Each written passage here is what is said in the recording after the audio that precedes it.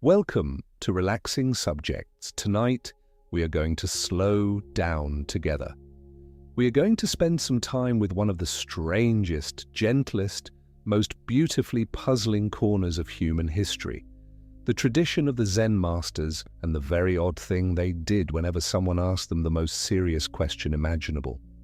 They answered with what sounds at first like complete nonsense. A monk would ask about the meaning of life, about the nature of the Buddha, about the deepest truth there is, and the master would say something like 3 pounds of flax, or he would simply shout, or he would pick up a stick. And tonight, slowly, and without any hurry at all, we are going to understand why. You do not need to know anything about Zen to listen. You do not need to have read a single book or sat on a single cushion or be able to pronounce a single foreign word. There is nothing here to figure out and nowhere else you need to be. If your mind wanders off in the middle of a sentence and you lose the thread completely, that is perfectly fine. That is, in a quiet way, almost the point of the whole thing. You can let the words wash over you like water over smooth stones. And if you fall asleep before we reach the end, then you have used this exactly the way it was meant to be used. If you feel like it, before you drift off, you might leave a small note in the comments, just where you are listening from and what time it is for you right now. Some of you are listening late at night, the house gone quiet, a single small lamp still on. Some of you are in the early hours, awake when the rest of the world is asleep, the way the mind sometimes insists on being. Wherever you are, whatever hour the clock shows, you are welcome here, and you are not the only one awake. So take a slow, deep breath. Let it be a real one.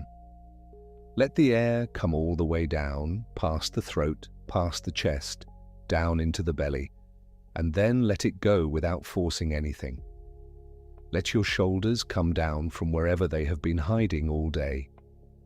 Let the back of your jaw soften. Let the small muscles around your eyes loosen their grip. Wherever you are, however you are lying or sitting, let yourself settle in. There is nothing for you to do now except rest and listen and let the night carry you. Thank you for joining us here. Let us begin. There is a story, and it is a very old one, set down in writing nearly 800 years ago, about a monk who walked up to his teacher and asked the biggest question a person can possibly ask. The question was simply this: what is Buddha? Now hold that question for a moment, because it is not a small one. It is not like asking the time or asking which road leads to the village. To ask what is Buddha is to ask about the deepest reality there is. It is to ask, what is the awakened mind? What is enlightenment? What is the truth that all of this searching is searching for? It is, in the language of that monk's world, the ultimate question, the one you might spend an entire lifetime trying to answer, the one you might cross mountains and rivers to put before a wise teacher, hoping he might finally tell you. And the teacher's name was Deshan. He was a Chan master in old China, a man who had spent his life sitting in silence and watching the movement of his own mind, the way you might watch clouds cross a wide and empty sky. The monk stood before him and asked it, "What is Buddha?" And Deshan, without any hesitation, without any solemn pause, without folding his hands or closing his eyes or beginning a long and careful sermon, answered him. He said, 3 pounds of flax. 3 pounds of flax, that is all. Flax is a plant. People grew it and harvested it and weighed it out by the pound to make cloth and rope and oil. 3 pounds of flax is the kind of thing a shopkeeper might call out while measuring goods on a scale. It is the most ordinary, the most unremarkable, the most thoroughly down-to-earth thing a person could possibly say. The monk had asked about the highest truth in the universe. And the master answered with an inventory line, with a weight and a material, with something you might overhear at a market stall on a dusty afternoon. Now, I want you to notice what your own mind does with that, because right now, even half asleep, even with no stake in any of this, some part of you is probably reaching for the meaning, reaching for the hidden message. Surely you think that 3 pounds of flax must be a code. Surely it stands for something. Surely if you were clever enough or wise enough or had read enough books, you would be able to crack it open and find the pearl of wisdom tucked inside 3 pounds. Maybe that means something. Flax. Maybe that is a symbol. There must be an answer underneath the answer.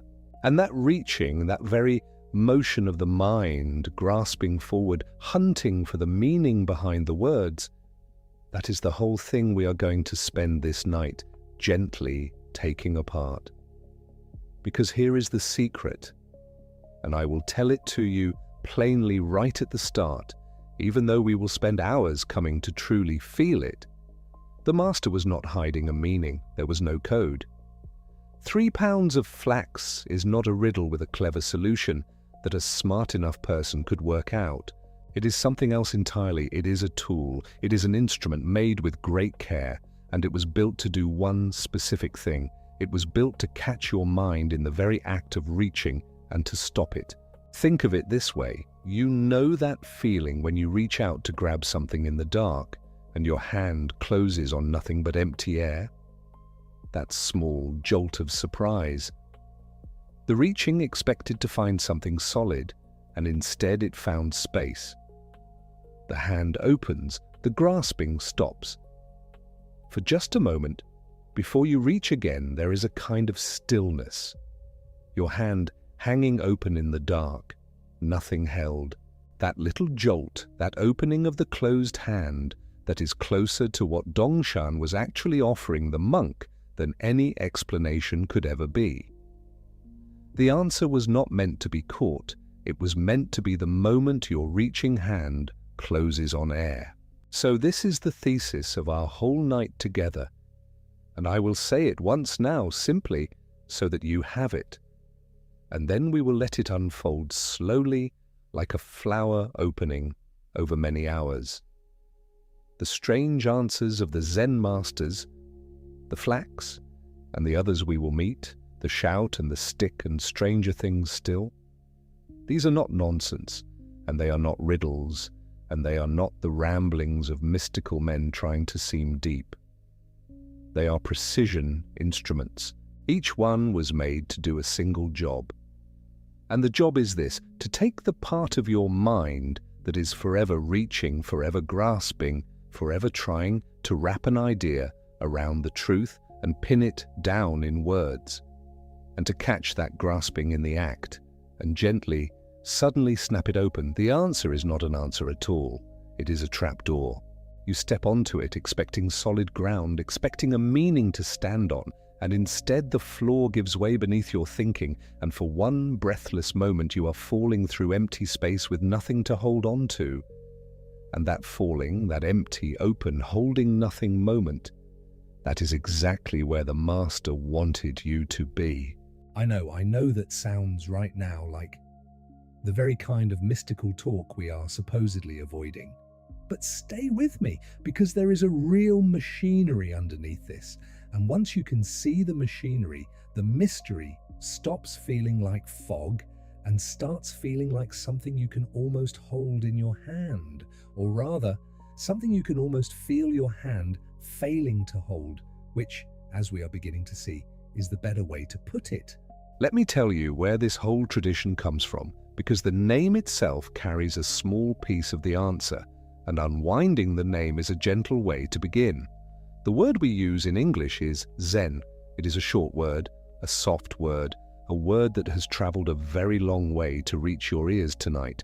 And most people, when they hear Zen, picture something Japanese, a rock garden raked into careful lines, a tea ceremony, a temple with sliding paper doors. And it is true that Zen, as we know it, did flower in Japan. But the word Zen is only the last station on a very long railway line, and to understand these strange masters, we have to ride that line backward, station by station, into the past and across the map. So let us do that slowly. The Japanese word Zen is simply the Japanese way of pronouncing a Chinese word, and that Chinese word is Chan. Chan. You can almost hear how, if you said Chan enough times, in another country, with another tongue, it might soften and round itself into Zen. That is exactly what happened. These famous masters, Deshan, with his 3 pounds of flax, and all the others we will meet tonight, they were not Japanese at all. They were Chinese. They lived in China many centuries ago, during 2 great ages called the Tang dynasty and the Song dynasty. These were the golden centuries of Chinese Chan, roughly 1,000 to 1,300 years ago, long before any of this crossed the sea to Japan. The tradition only reached Japan much later, around 800 years ago, carried by travelers and monks. So when you picture these encounters, the question, the strange answer, picture old China, picture Tang and Song, picture mountains and monasteries and rivers in a land far to the west of the islands where the word would later soften into Zen. But we are not done riding backward, because Chan is not the beginning of the line either. Chan is itself a Chinese version of a still older word, a word from India, from the ancient language called Sanskrit. And that word is dhyana, dhyana. It is a beautiful word, and what it means is the very heart of all of this. Dhyana means, more or less, deep meditative absorption. It means the state of mind when it has settled so completely that it stops churning, when the constant inner chatter, the planning, the worrying, the judging, the endless commentary that runs through all of us all day long, when all of that finally grows quiet and the mind simply rests, absorbed, still, like the surface of a pond at the end of a windless day, when every ripple has gone and the water lies so flat it becomes a perfect mirror. That stillness, that absorption, that settled and silent depth, that is dhyana. So follow the whole line now, the whole gentle railway from the deep past to this very moment.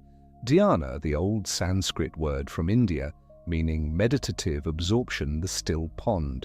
Dhyana travels east into China and becomes Chan. Chan travels east again, across the sea to Japan, and becomes Zen. And Zen travels eventually all the way to wherever you are lying right now, in the dark, listening to a stranger's voice tell you an old story. Dhyana, Chan, Zen. The still pond carried across 1,000 years and 10,000 miles to arrive, softly, at your pillow. And here is why that journey matters for our question tonight. The whole tradition is named after that stillness, not after a book, not after a set of rules, not after a list of things to believe. It is named after a state of mind, the quiet, absorbed, mirror-still mind. And once you know that, you can already begin to feel why these masters would answer the deepest questions with flax and shouts and sticks. Because the truth they cared about was not a piece of information, it was not a fact that could be written down and handed over, the way you might hand someone a letter. It was a state, a way of being, the stillness of the pond, and you cannot hand someone a still pond. You cannot wrap up dhyana in a sentence and pass it across the room. The moment you try to explain it in words, you have already turned the silent, mirror-flat water back into ripples. Because thinking about stillness is itself a kind of motion. The thought is the ripple. The explanation is the wind on the water. So the masters faced a genuine and almost impossible problem, and I want you to feel the shape of that problem, because once you feel it, everything they did starts to make a strange and beautiful sense. Their problem was this. The thing they most wanted to point you toward could not be spoken It could not be explained, because explaining it would destroy it. The way describing a flavor to someone who has never tasted it will never put the taste on their tongue. You can talk about salt all day. You can say it is savory, you can say it is mineral, you can say it makes your mouth water and brightens other flavors and comes from the sea and from the deep earth. And the person who has never tasted salt will know a great many true things about salt and will still not know salt. Not until a single grain touches their tongue. And in that one instant of tasting, they will know more than all your words could ever carry. And they will know it in a way no words could ever have given them. The Zen masters believed the deepest truth was exactly like that. A taste, a direct experience, something that had to land on the tongue of your own awareness, not be described to the ear of your thinking mind.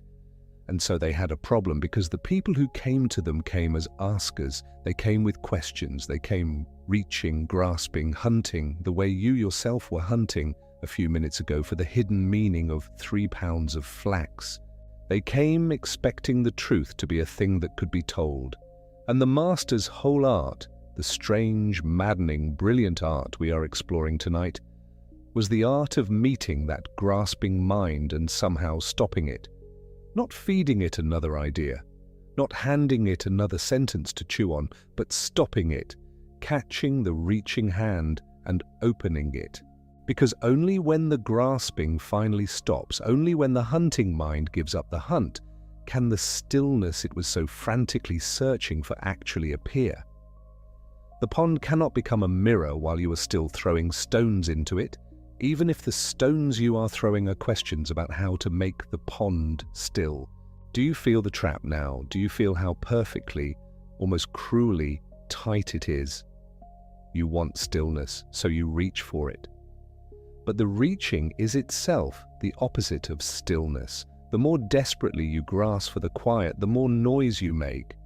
The harder you try to stop thinking, the more you are thinking. Now you are thinking about not thinking, which is just more thinking wearing a disguise. It is like trying to fall asleep by gritting your teeth and ordering yourself sternly to fall asleep right now. The very effort keeps you awake. The trying is the problem. And you cannot try your way out of trying. You cannot grasp your way to letting go. Exactly this, is the knot the masters were trying to cut. And you cannot cut a knot like that with more rope. You cannot explain your way out of it, because every explanation is just another length of rope, another idea for the grasping mind to seize and pull tight.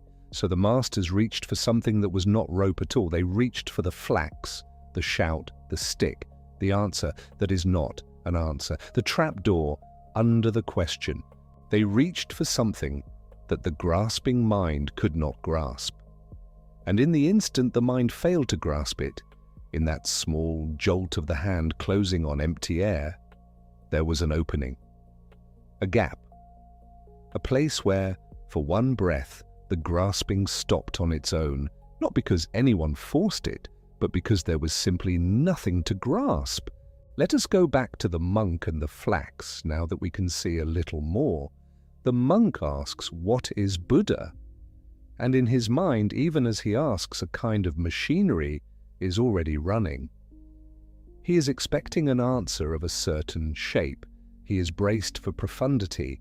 He is ready to receive some great and subtle teaching, to nod, to ponder it, to file it away among all the other teachings he has collected, to turn it over and over in his thoughts for years to come. His mind is a hand, already open, already shaped to receive the precious thing he came for. And then the master says, 3 pounds of flax, and the hand closes to wabos on nothing. There is nothing there to grasp. 3 pounds of flax gives the reaching mind no purchase at all. It is too plain to be profound, too ordinary to be a teaching, too flat and bare to be turned into doctrine. The mind grabs for the meaning and finds only the weight of a common plant. And in that instant, if the monk is ready, if the years of sitting have ripened him, the machinery jams. The expecting stops. The reaching stops. And in the small silence where the reaching used to be, the Master has shown him, more truly than any sermon ever could, exactly the thing he came to ask about, not by describing the still pond, by stilling it. That is what I meant when I said, the answer is a trapdoor. The monk steps onto the words, 3 pounds of flax, the way you would step onto solid floor, expecting them to bear the weight of his thinking, expecting to stand there and reason his way to the truth. And the floor is not there, the words give way. And he drops out of his thinking, out of his grasping, out of the whole frantic project of trying to understand, into the open, wordless space underneath. That open space that, falling with nothing to hold, is not a failure. It is the destination. It was always the destination. The whole point of the answer was to put him there. And now I can tell you the thing that, for me, makes this tradition so quietly astonishing, the thing that turns it from a collection of weird old anecdotes into something genuinely deep. These masters were not being obscure for the fun of it. They were not showing off. They were not trying to seem mysterious, the way a certain kind of person hides behind big words to appear wiser than they are. It was the opposite of that. They were trying, with enormous compassion and enormous precision, to give the seeker the one thing words can never give. And they understood, better than almost anyone before or since, that the only way to do it was to use words as a kind of trap for words, to use language to spring the seeker loose from language, to answer the question in a way that would dismantle the very question and the questioner's whole way of questioning all at once. There is a tenderness in this when you really see it that is easy to miss under all the strangeness. Picture the master, old now, having sat through 10,000 of these same encounters, having watched countless earnest young monks come up the mountain with the same hungry, grasping look, the same belief that the truth is a thing that can be told to them if only they ask the right person in the right way. He knows their hunger. He was once exactly that hungry himself. And he knows the terrible joke at the center of it, that the hunger itself is the only thing standing between them and what they are starving for. He cannot tell them this because telling them would just be more food for the hunger. So instead, he gives them the flax. He gives them the trapdoor. He lets them fall, not to hurt them, but because falling is the only way out of the trap they have walked into. It is the most generous unkindness imaginable. It is a kindness shaped exactly like a closed door, because the closed door is the only thing that will make them stop pounding and finally grow still. So tonight is not really about learning a set of clever facts about Zen, though we will meet many famous names and many strange exchanges along the way, and I will tell you which ones really happened and which are beautiful legends and where these stories were written down and why they survived. We will meet a master who answered the same great question with something even more deflating than flax. We will meet another who answered it by pointing at a tree in the courtyard. We will meet the master who would not answer with words at all, but only with a sudden shout that could rattle the rafters, and another who answered with a blow from a wooden staff. We will hear the most shocking line in all of Zen, a master telling his students that if they meet the Buddha on the road, they should kill the Buddha. And we will understand by the time we reach it that this is not violence at all, but the gentlest of instructions. And we will end, much later, with the most famous Zen riddle in all the world, and I will tell you the surprising truth about where it really comes from, which is not at all where most people think. But underneath all of those stories, there is only this one quiet idea, and we will return to it again and again like coming home to the same warm room. The answer is not an answer. It is a tool for stopping the asking. And the truth it points to was never a thing that could be said, only a thing that could be tasted directly in the silence where the saying stops. For now, that is enough. We have only just begun, and there is no hurry at all. Let us pause here for a moment together and simply breathe. Take a slow, deep breath. Let it fill you all the way, and then let it go, slowly, with nothing held back and nothing forced. Feel the weight of your body resting on whatever holds you. The bed, the pillow, the soft and ordinary surfaces of the night. Notice how heavy your limbs have begun to feel. Notice the quiet in the room around you. Notice, if you can, the small space that opens at the very top of the breath and again at the very bottom, the tiny, still point between breathing in and breathing out, where, for just an instant, nothing is moving at all. You do not have to do anything with these breaths. You do not have to understand anything we have said. If every word so far has already slipped away from you, that is perfectly fine. There is nothing to hold on to here, and nothing you need to carry. Let your hands be open. Let your thinking be loose and unhurried, like a boat untied from the dock, drifting gently on still water. And when you are ready, in no rush at all, we will continue together. And we will meet the monk who asked the very same question, "What is Buddha?" and received an answer even stranger, even plainer, even harder for the grasping mind to hold than 3 pounds of flax. We will begin to see the pattern hidden underneath all these strange replies, the pattern that gives away the whole secret. But there is time for all of that. For now, there is only the breath, and the dark, and the quiet, and you resting here with nothing left to figure out and nowhere else to be. Where else?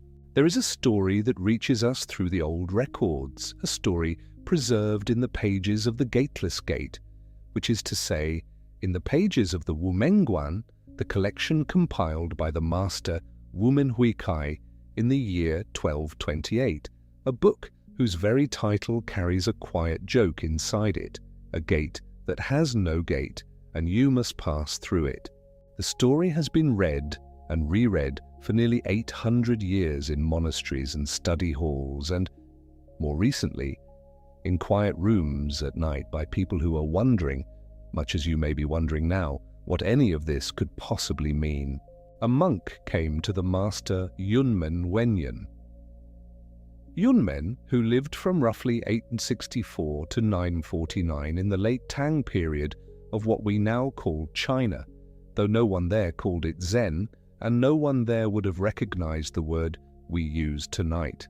The tradition in which Yunmen taught was called Chan, that Chinese word that had made its long journey from the Sanskrit dhyana, from the ancient practice of meditative absorption through centuries of translation and transformation, until it became something quite specifically Chinese, something rooted in the monasteries and mountain retreats of Tang and Song dynasty China.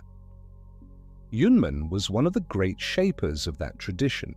He is known, among other things, for a particular technique, answering the most profound questions with a single word, or sometimes two, or sometimes a fragment so compressed that it seemed to contain everything and say nothing at all.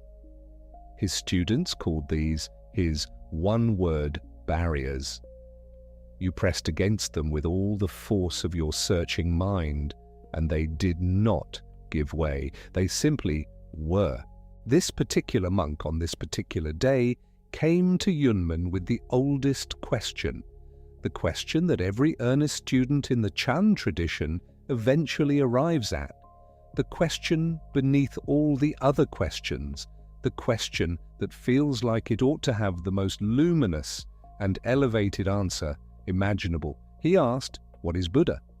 And Yunmen answered, "A dried shit stick." That is case 21 of the Gateless Gate. That is the actual record, as Wumen preserved it. In the China of Yunmen's time, before paper had become as common as it later would be, a small stick of dried material was commonly used in place of what we would today use paper for. A stick used for cleaning oneself. A mundane and humble and frankly unglamorous object. That was the master's answer to the question of the nature of Buddha, the nature of awakening, the nature of the deepest reality, a dried shit stick. Now, you will remember that we began tonight with Master Dongshan, who answered the same question. What is Buddha with 3 pounds of flax? A warehouse quantity, a thing being weighed for trade. So here we have two masters in two different places in overlapping periods of Tang Dynasty China, and both, when asked the most cosmic question the tradition contains, give answers that drag the question down into the most ordinary, the most mundane, the most deliberately unspiritual territory imaginable. One says something in a storeroom. One says something you would not want to handle. If you have been following along, something in you may be asking whether this is perhaps a coincidence, whether these were simply two unusual men with a taste for the absurd, whether the pattern means nothing. But there is a third answer to the same question.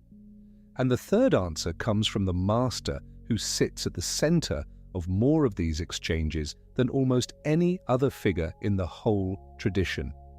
His name was Zhaozhou Congshen. In the Japanese pronunciation that many in the West encounter first, he is called Joshu. He is said to have lived from 778 to 897, a span of roughly 120 years, an extraordinary age, and one that the records repeat with a kind of quiet reverence, as though even his body understood something about time that the rest of us are still working out. Whether that precise number is history or legend is a question we can hold lightly. What is not in question is that he was real, and that he produced, or at least is recorded as having produced, an unusually large share of the cases that fill the canonical collections.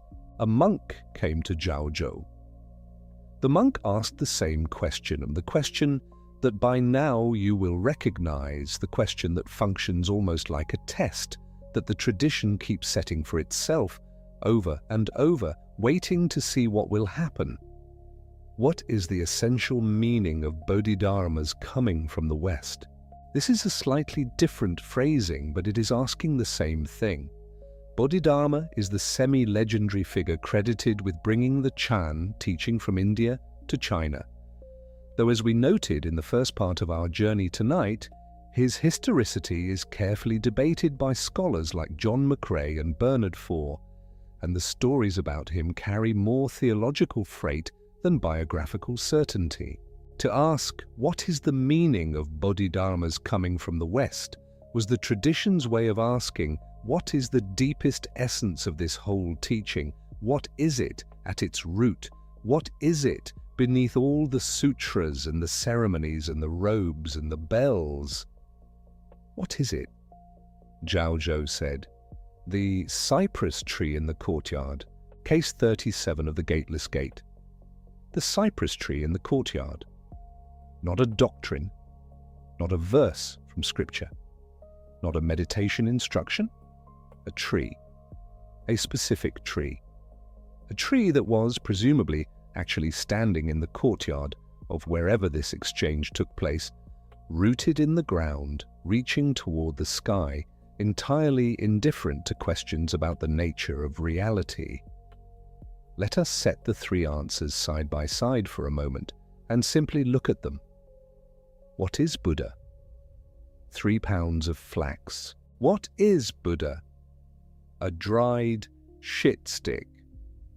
What is the essential meaning of this whole teaching? The cypress tree in the courtyard. Now ask yourself, what do these three answers have in common? The first thing you might notice is that none of them answer the question. None of them provide information. None of them explain anything. If you came to these masters hoping to receive a teaching, a doctrine, a principle, a framework you could carry away and think about, you left empty-handed, or so it seems. The second thing you might notice is that all three answers are, in different ways, shockingly ordinary. They do not reach for the elevated or the transcendent. They do not gesture toward heaven or speak in the language of the sublime. They reach instead for the immediate, the material, the specific. Flax has a weight, a shitstick has a texture and a use. A cypress tree has roots in the ground and needles on its branches. Each answer pulls the question downward, out of the abstract space where the question was asked, and into the solid and unremarkable world of things that simply are. The third thing, and this is the thing that begins to reveal the pattern, is that the answers are completely unrelated to one another. Dongshan's answer and Yunmen's answer and Zhaozhou's answer share nothing in content. No master echoes another.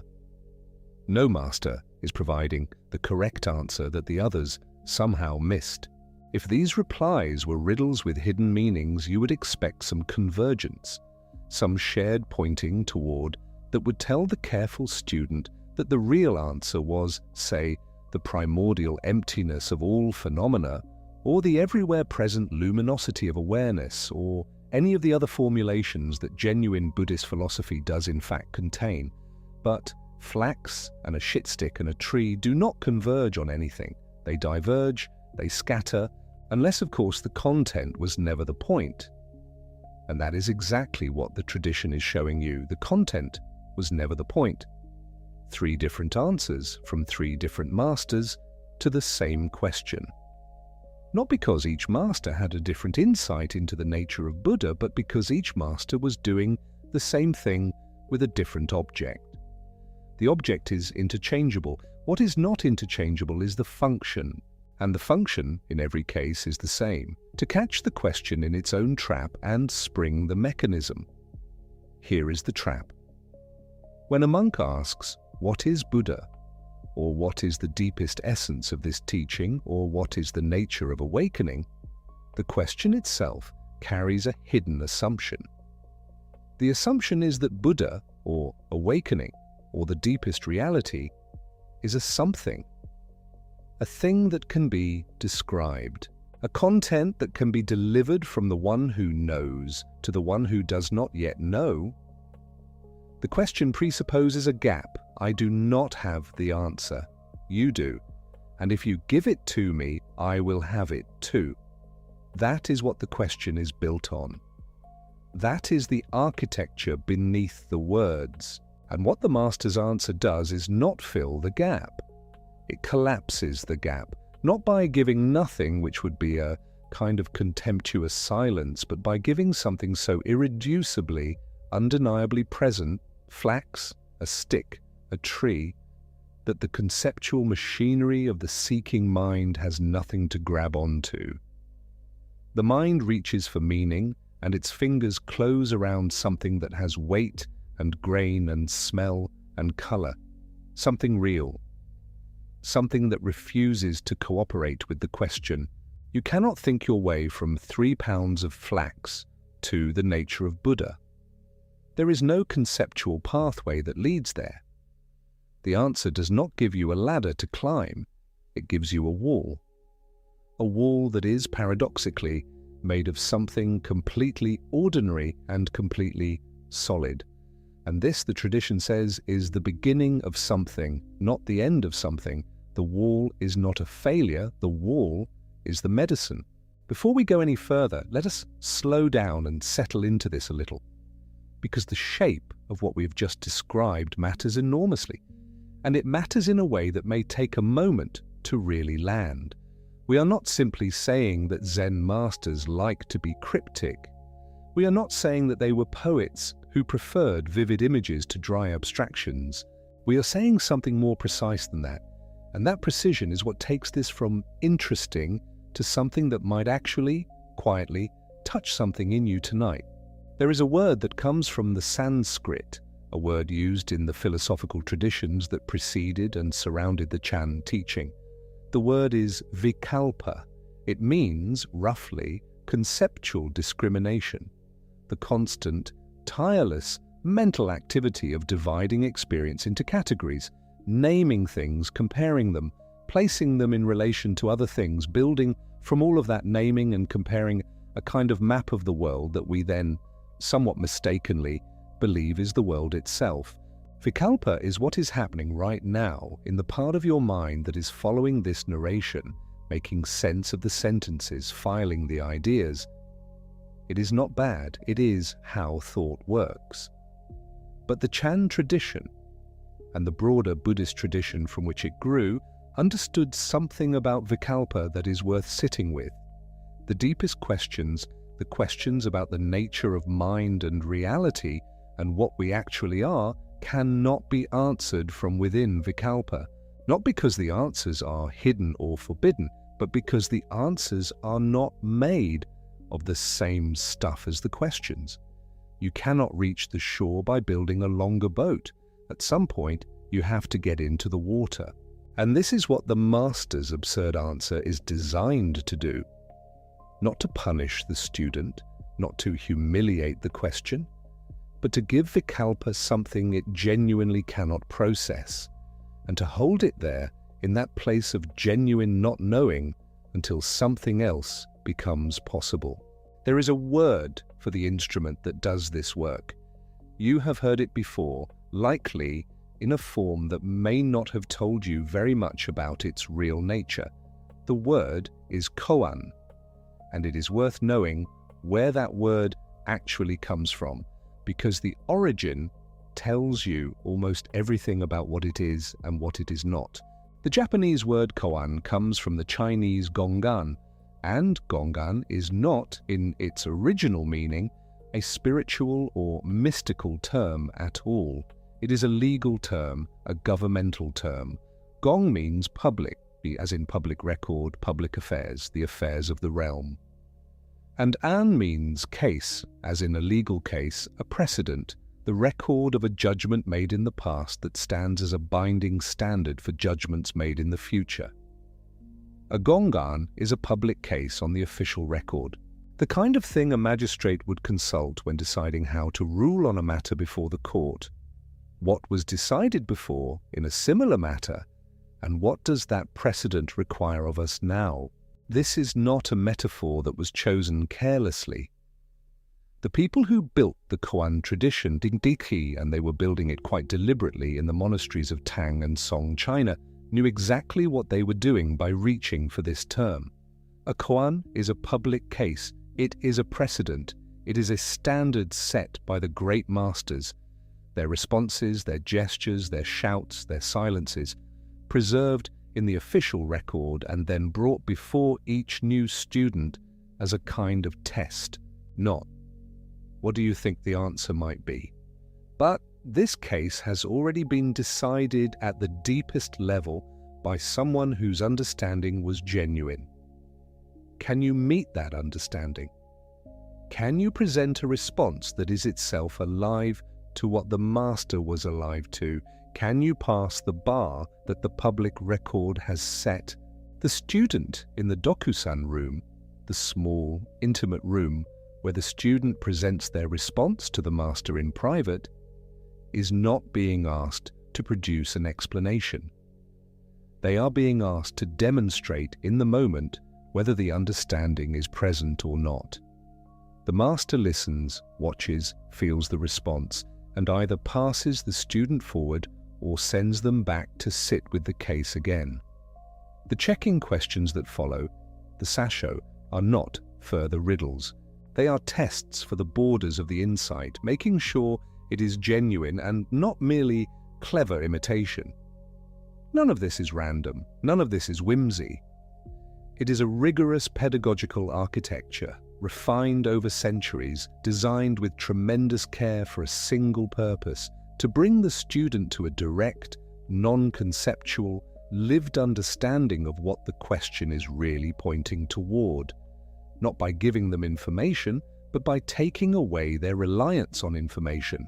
And this distinction matters very much, because there is a temptation when you first encounter the Koan tradition to assume that the odd answers must contain a hidden meaning, that 3 pounds of flax is a coded way of saying something that a spiritually advanced person would decode, like a riddle where the answer is just one more concept, just one more fact, just a cleverer thing to know.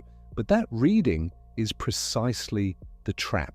That reading is vikalpa at its most persistent, unable to imagine that the answer to a question might not be more information. The great Chan and Zen teachers were not playing that game. The game they were playing was the opposite of that game.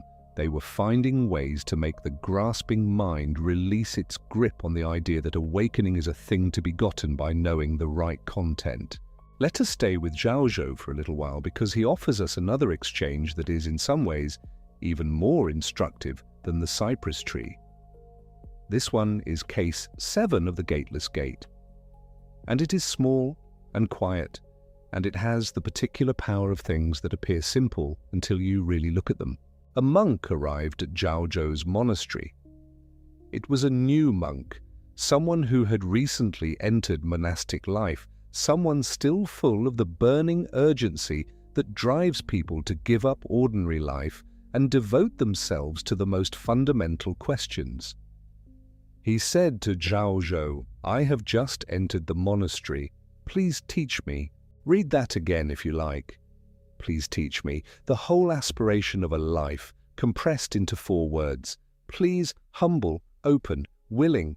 Teach me. I am here for the essential thing. I have come to you, Master, because I do not yet understand, and I want to understand. What could be more earnest than that?" Zhaozhou asked him, "Have you eaten your rice porridge?" The monk said, "Yes." Zhaozhou said, "Then wash your bowl." That is the entire exchange. Please teach me. Have you eaten? Yes. Then wash your bowl now. On the surface, this might look like the master ignoring the question, like a teacher who changes the subject when confronted with something difficult, or who is perhaps not paying attention, or who has very limited patience for eager new students. That reading would be a misreading. Zhaozhou's instruction contains, if you stay with it long enough, a complete answer to the monk's request.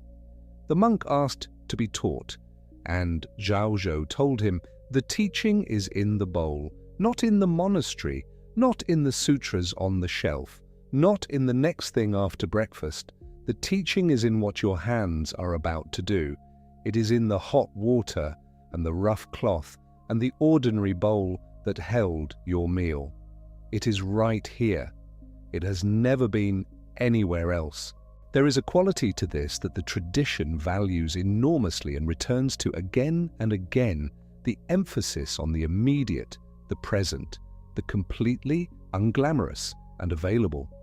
Not the enlightened state somewhere off in the future, not the grand insight waiting at the end of years of practice, but this, the bowl, the water, the fact that you have eaten, and now there is a bowl to wash. The ordinary is not the obstacle to awakening.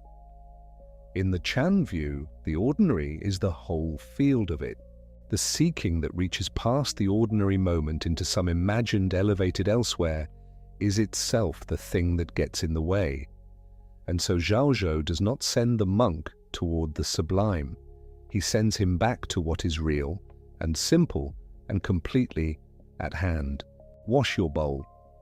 It is teaching. It is, in its way, as complete a teaching as anything in the sutras. And it is teaching that cannot be grasped by writing it down and adding it to a list of things you know, because the moment you do that, the moment wash your bowl becomes a spiritual concept you carry around, it has already slipped away from what it was. You would need to actually wash a bowl with nothing in your mind but the bowl to understand what Zhaozhou was pointing at. And this is the shape of the whole tradition, not information to be stored, but a pointing, a gesture towards something that is already present, already here, already as close as the weight of your hands resting on the blanket tonight. The masters were not withholding. They were pointing in the only way they knew how towards something that cannot be delivered as content. And so they used strangeness.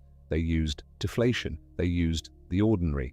They used a cypress tree and a bowl and 3 pounds of flax because any of these things properly encountered is already the whole thing. Let us pause here for a little while and simply breathe together. You have been listening to a great deal.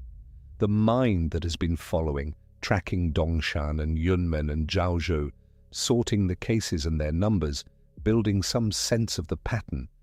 That mind has been working. And the whole of what we have been exploring tonight is an invitation gently extended for that working mind to rest a little. So let us simply breathe. Take a slow, deep breath in. Let your ribs expand as much as they want to, and then let the breath go easily without forcing anything out, just releasing. And again, breathing in and breathing out, noticing the slight warmth of the air as it leaves, noticing the way the body settles more deeply into the surface beneath you with each out-breath, as though gravity is growing a little more insistent, a little more gentle, pulling you down into a rest that has been waiting for you all day. You do not need to remember what Zhaozhou said. You do not need to file away the case numbers. If the only thing that remains from everything we have explored so far is a vague sense that something interesting was being attempted by these old teachers, that they were not being foolish or arbitrary, but were trying with great seriousness and considerable creativity to do something that ordinary instruction could not do, then that is enough. That is more than enough. The monk was told to wash his bowl, and perhaps in this moment, the only thing that is yours to do is breathe, and let the night be the night, and let the thinking unwind itself slowly into something quieter. You are not being asked to achieve anything. You are not being graded. You are simply here in the dark, listening to old stories about people who were trying to understand what you are and what everything is, and how to live inside that understanding, or perhaps simply to be it. When you are ready, in no hurry at all, we will continue, and we will explore a little further what is being revealed by these exchanges, this pattern of answers that are not answers, this tradition of pointing that refuses to explain. We will look a little more closely at what the tradition itself says about why it works the way it works, not to explain it away, because the tradition would be the first to warn us that explanation is itself a kind of trap, but to walk alongside the explanation for a while, the way you might walk alongside a river in the dark, knowing that the water is there, feeling it in the air, not needing to swim in it tonight to know something real about its nature. There is a phrase that appears in the literature of the Chan tradition, not in the earliest records and likely codified later than its supposed origin, but a phrase that encodes the whole orientation of the school with a precision that is almost startling. It runs like this: a special transmission outside the scriptures, not relying on words and letters, pointing directly to the human mind, seeing one's nature and becoming Buddha. 4 lines, and the second of those lines is the one that concerns us most right now, not relying on words and letters. In Chinese, this is Buli Wenzi, and it is as direct and uncomplicated as it sounds. The tradition explicitly, openly, philosophically declined to ground its transmission in written or spoken doctrine. It did not say that words were useless. The masters clearly used words, and their words were recorded and preserved with tremendous care. But it insisted that words were not the vehicle. They were not the thing itself. They were, in a metaphor that the tradition returns to with great frequency, the finger pointing at the moon. You can use a finger to direct someone's attention toward the moon. The finger is useful. The finger is even necessary sometimes if the person does not know where to look, but the finger is not the moon.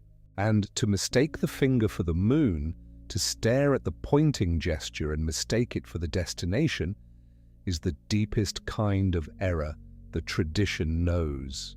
And here is the thing that makes this more than a clever saying. Here is the thing that gives it weight.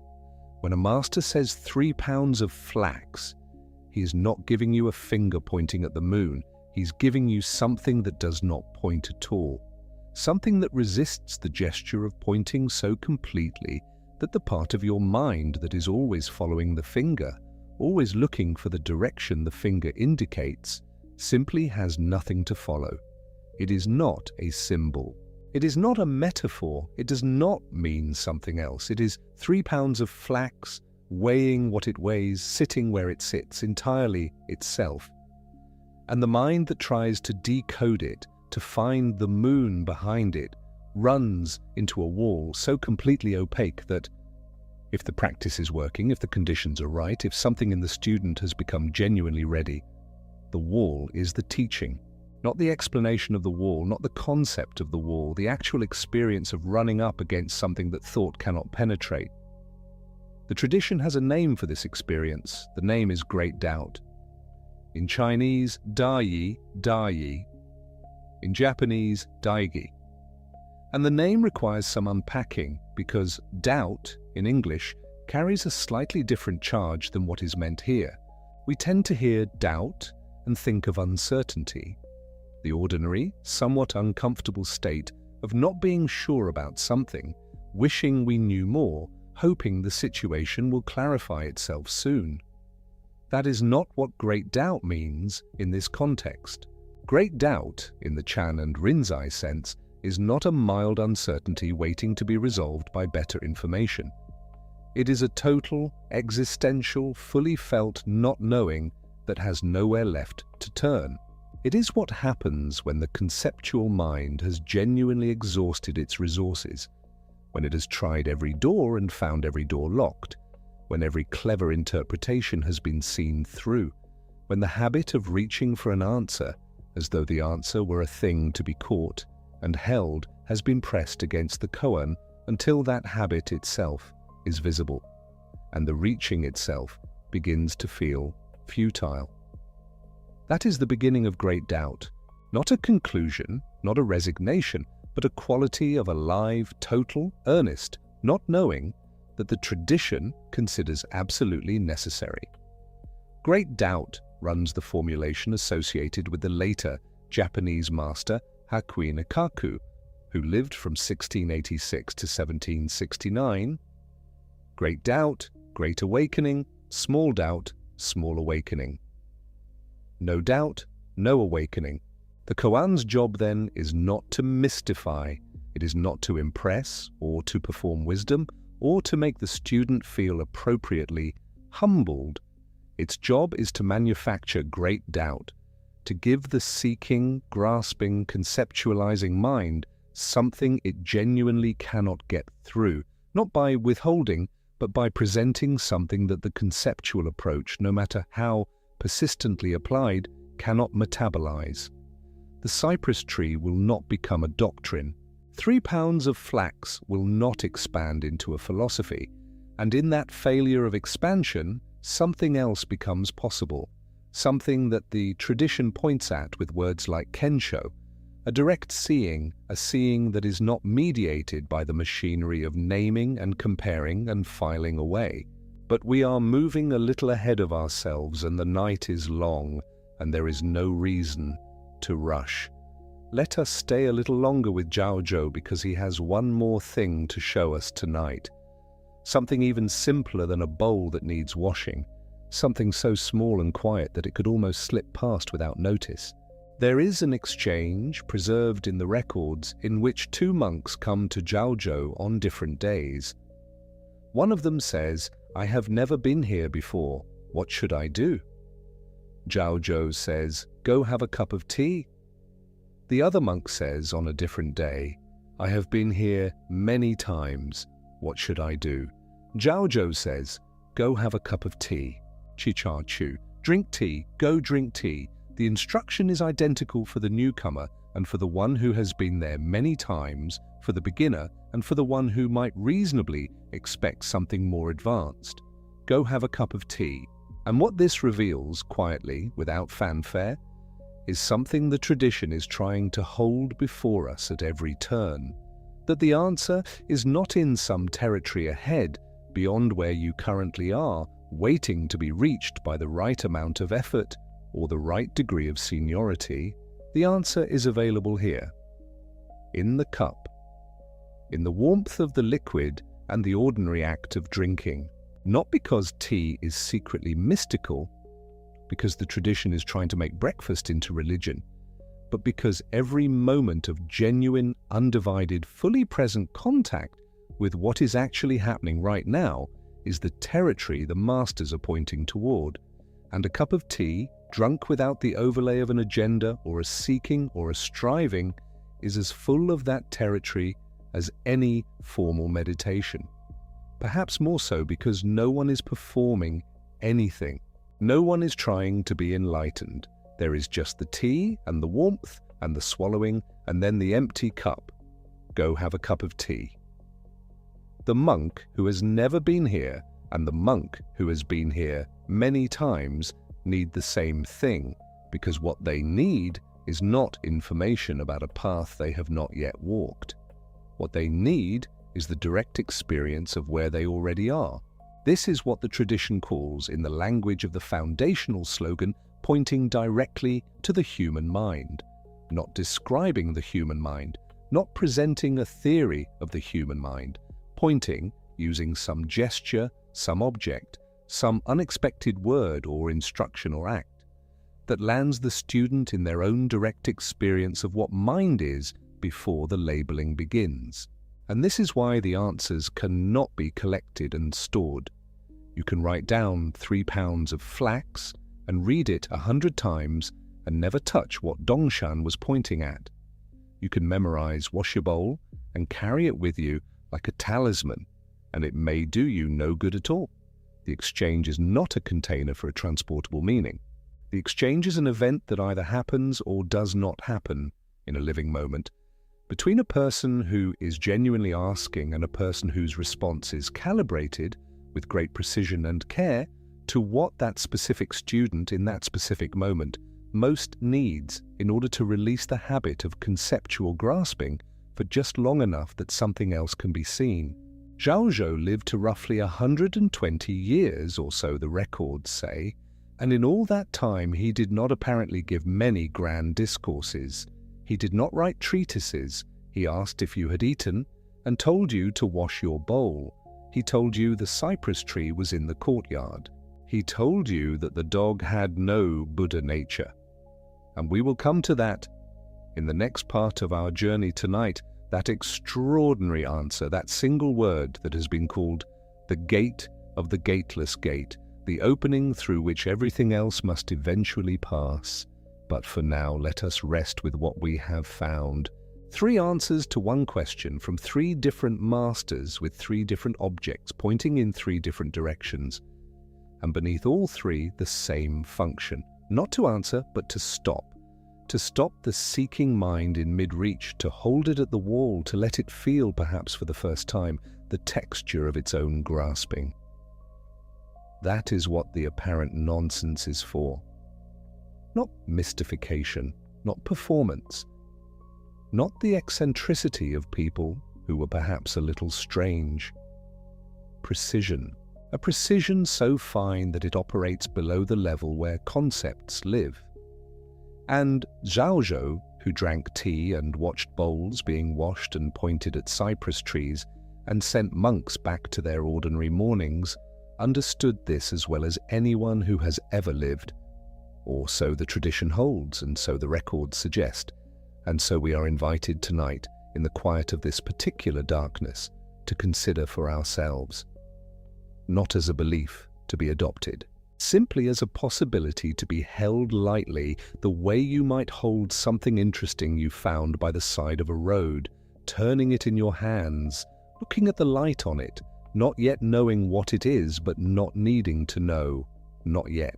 Let us breathe, let the words settle, let the images, the flax, the stick, the cypress tree, the bowl, the cup of tea be simply what they are for a moment.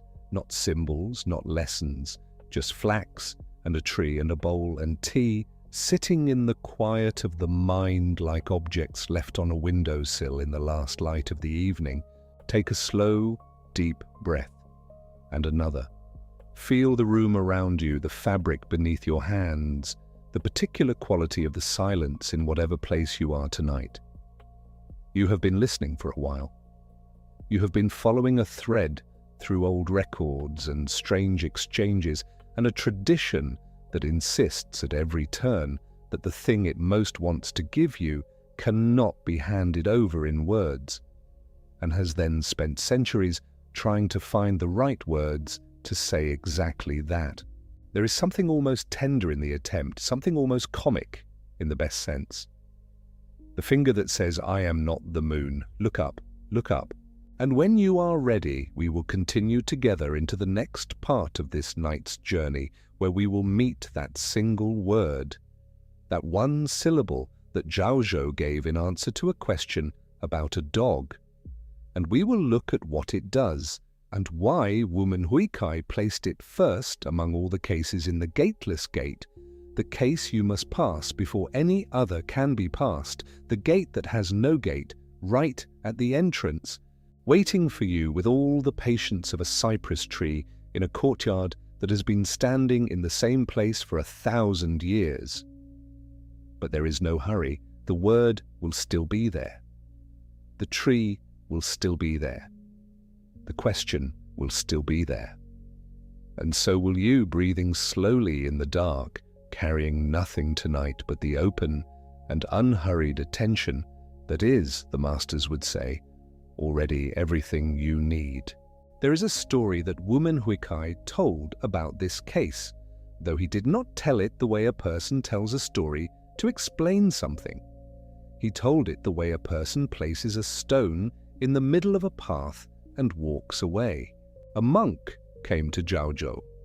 The same Zhaozhou who told one student to wash his bowl and another to drink his tea, the master who had been sitting in the same monastery for decades by then, who had reportedly been alive for well over 100 years, who had seen so many monks arrive with their great questions and their earnest faces, that you would think, by now, he might have found a kinder way to receive them.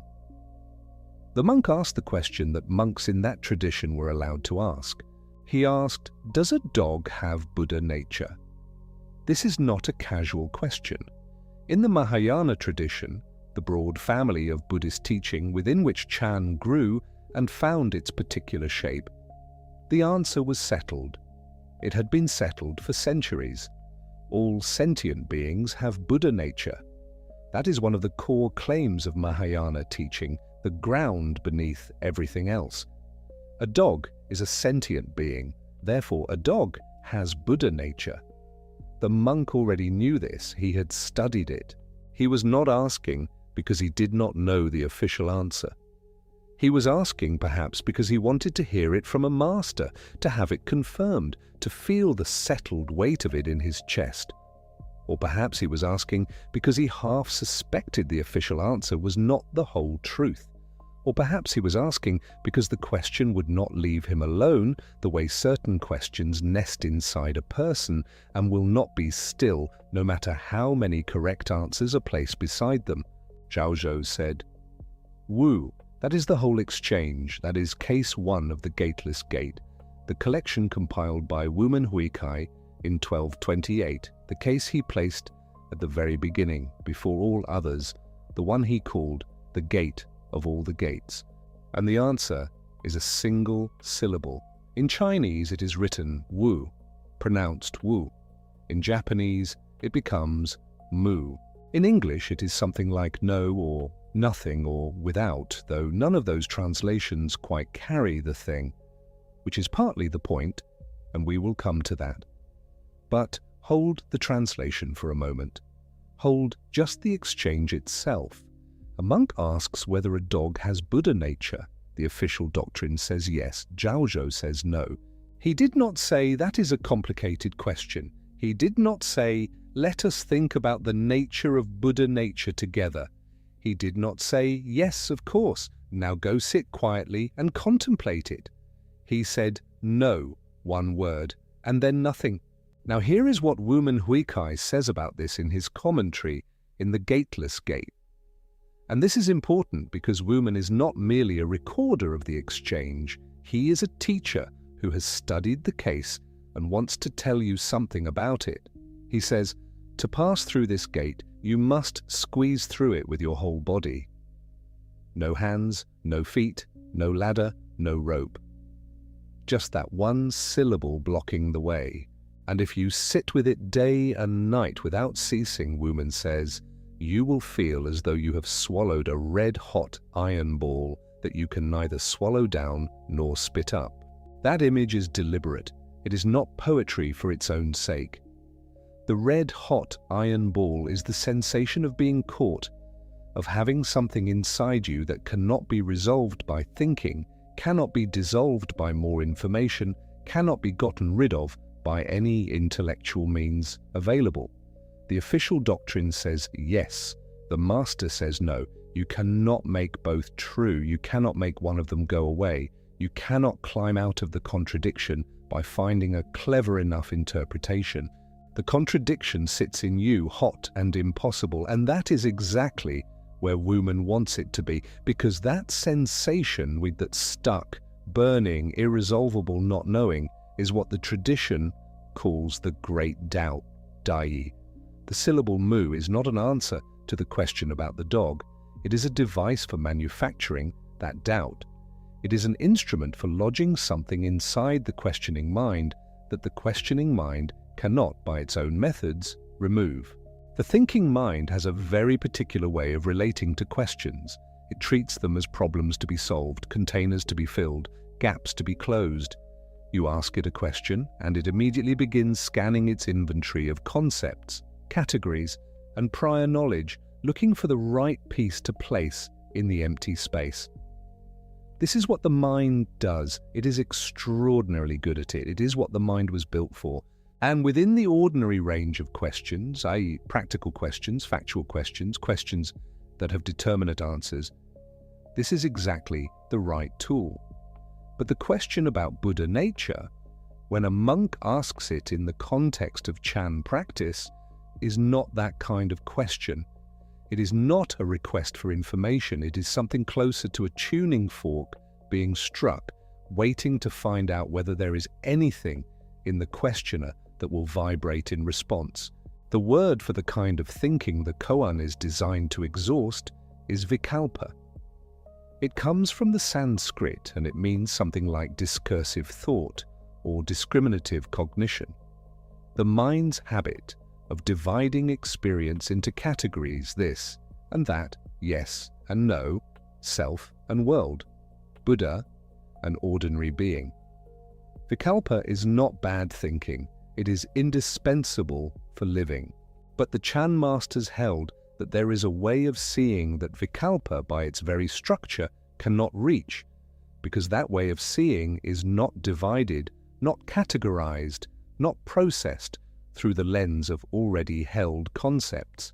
And the koan is a device for creating the conditions in which vikalpa might, at least momentarily, exhaust itself, for running the conceptualizing engine so hard against an unsolvable wall that it finally, in a kind of desperation or collapse, stops, and something else, something that was apparently always there, beneath the engine's noise, has a chance to be noticed. This is what the tradition calls kensho, or satori. These are Japanese words for what is essentially the same thing, a direct seeing.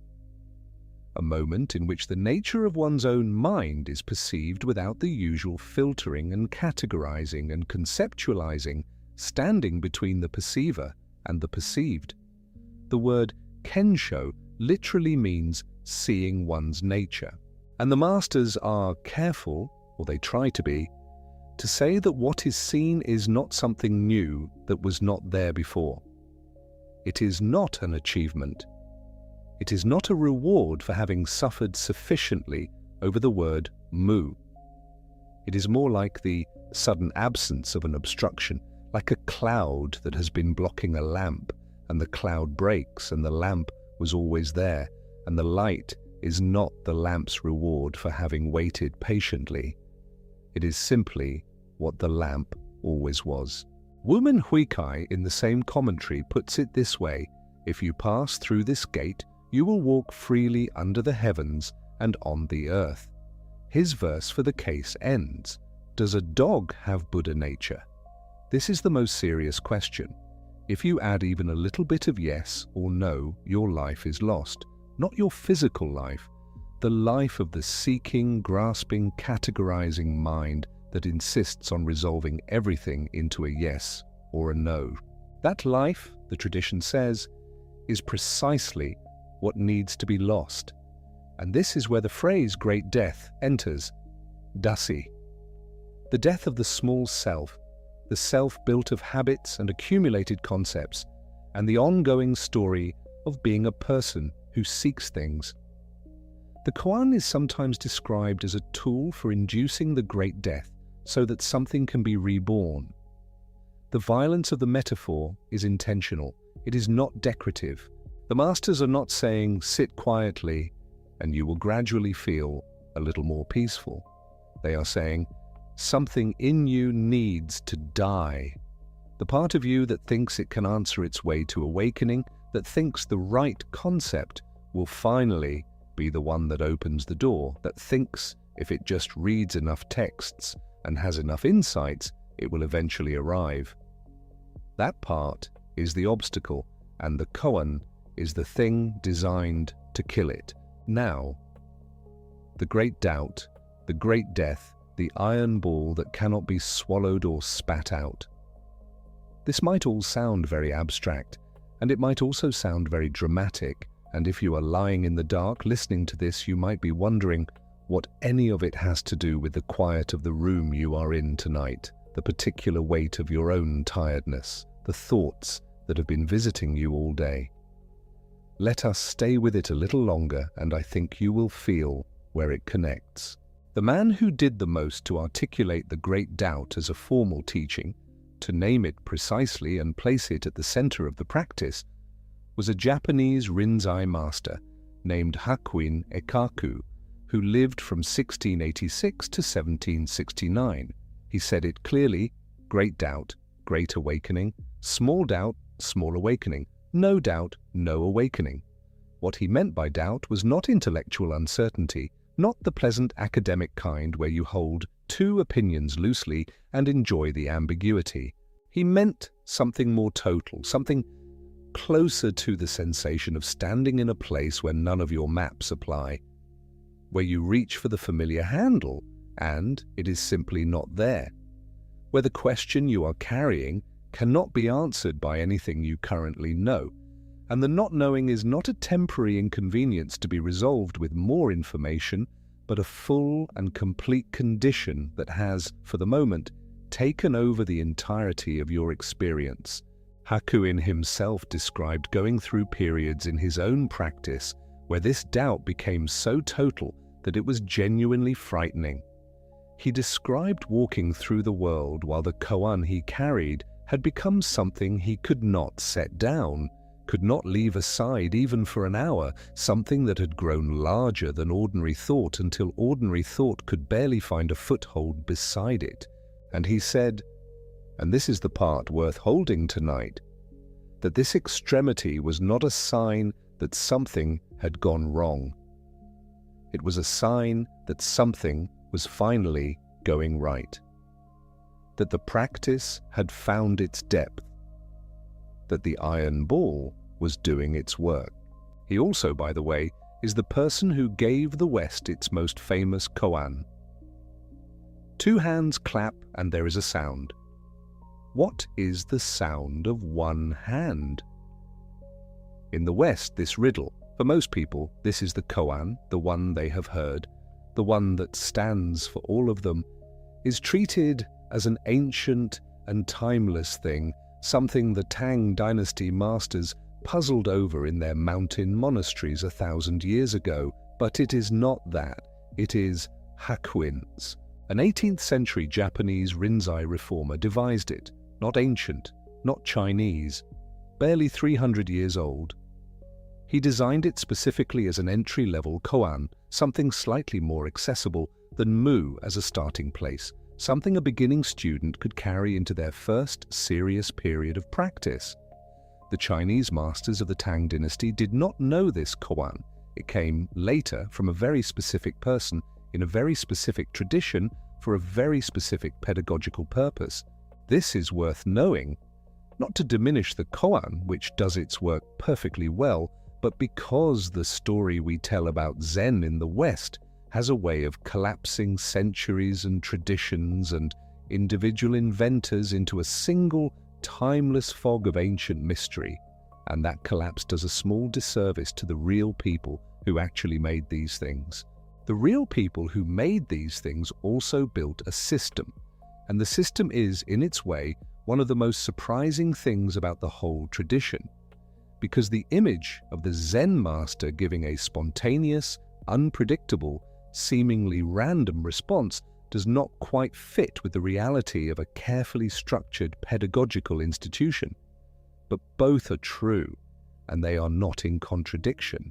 In the Rinzai school, which is the school most directly descended from Linji Yixuan and most associated with the rigorous use of koans, a student does not simply receive a koan and wander off to think about it privately for as long as they like and arrive at their own conclusions. That is not how the system works. The student is assigned a koan by the teacher, and then at regular intervals, sometimes daily, sometimes several times a day, in intensive retreat periods, the student enters a private one-on-one interview with the teacher. In Japanese, this meeting is called dokusan, or sanzen, private encounter. The student comes in, bows, and presents their understanding of the koan, not in an essay, not in a lecture, not in a careful philosophical formulation, but right now, in this moment, in whatever way they can. And the teacher assesses not the content of what is said, but the quality of the presence behind it. Whether the student is genuinely speaking from the place the koan was designed to open, or whether they are presenting a clever, conceptual interpretation. An interesting idea about what mu might mean, which is to say, whether they are still grasping for an answer rather than being transformed by the question. If the teacher judges the latter, and in the early stages of working with a foundational koan, this is almost invariably the case, the student is dismissed, sometimes gently, sometimes with a shout, sometimes with a gesture so abrupt it leaves no room for the student to explain further. And they go back to their sitting, and they carry mu back into their practice, and the next day or the next week they come again and try again. This goes on. It can go on for months, it can go on for years. There are accounts in the records of students working with a single koan for a decade. The repetition and the rejection are not a failure of the system, they are the system. Each encounter is a test not of knowledge but of something harder to name, a quality of presence, an immediacy, a directness that cannot be rehearsed or performed, because any rehearsal is already a conceptual overlay, and a conceptual overlay is exactly what the koan was built to cut away. And when the teacher finally judges that the student's response is genuine, that the student is speaking from the place of actual seeing rather than from the place of sophisticated understanding, there are checking questions. In Japanese, these are called sasho. They are secondary questions, often more disorienting than the original koan, designed to verify that the insight is real and not merely another, cleverer layer of concept. You think you have passed through the gate. The sasho is the gate's way of reaching out a hand and testing whether you are actually through or whether you have just found a very convincing way to stand in the doorway and describe the room on the other side. All of this is carefully maintained, carefully transmitted, carefully structured. It is a curriculum. It is a pedagogy. It was not invented overnight. The encounter dialogue tradition, the yulu, the recorded sayings of the masters, was an oral form before it was a written one, and the act of writing it down and compiling it into collections like the Blue Cliff Record and the Gateless Gate was itself a deliberate pedagogical project, an attempt to preserve and transmit not just the words of the masters, but the function of those words, the way a particular exchange could serve as a teaching tool for future generations. Wumen Huikai compiled the Gateless Gate in 1228. He was not collecting curiosities. He was building a manual. And none of this looks like what the word nonsense suggests. Nonsense is what happens when language fails or abandons its responsibility. This is something different. This is language being used in full awareness of its limits, pushed deliberately to its boundary so that the boundary can be felt, so that what lies beyond the boundary can be pointed at even if it cannot be named. A scalpel is not nonsense. A saw is not nonsense. They cut. That is what they are for. Take a slow, deep breath. Let the breath move all the way to the bottom of the lungs, and then let it go completely, all the way out. Notice what the body is resting against tonight, the particular pressure of the surface beneath you, the warmth of the blanket or the coolness of the air on your face. You have been following a very old argument about the nature of words, and it is an argument that touches something real, something that is not only a medieval Chinese philosophical problem, but something that lives in ordinary experience, in the way we sometimes feel that the most important things we carry have no adequate name, in the way we sometimes sense that what we most need to say is exactly the thing that goes silent when we open our mouths to say it. The masters named that silence. They built instruments for entering it. They rejected the students who arrived with concepts in hand and sent them back again and again until something else came through.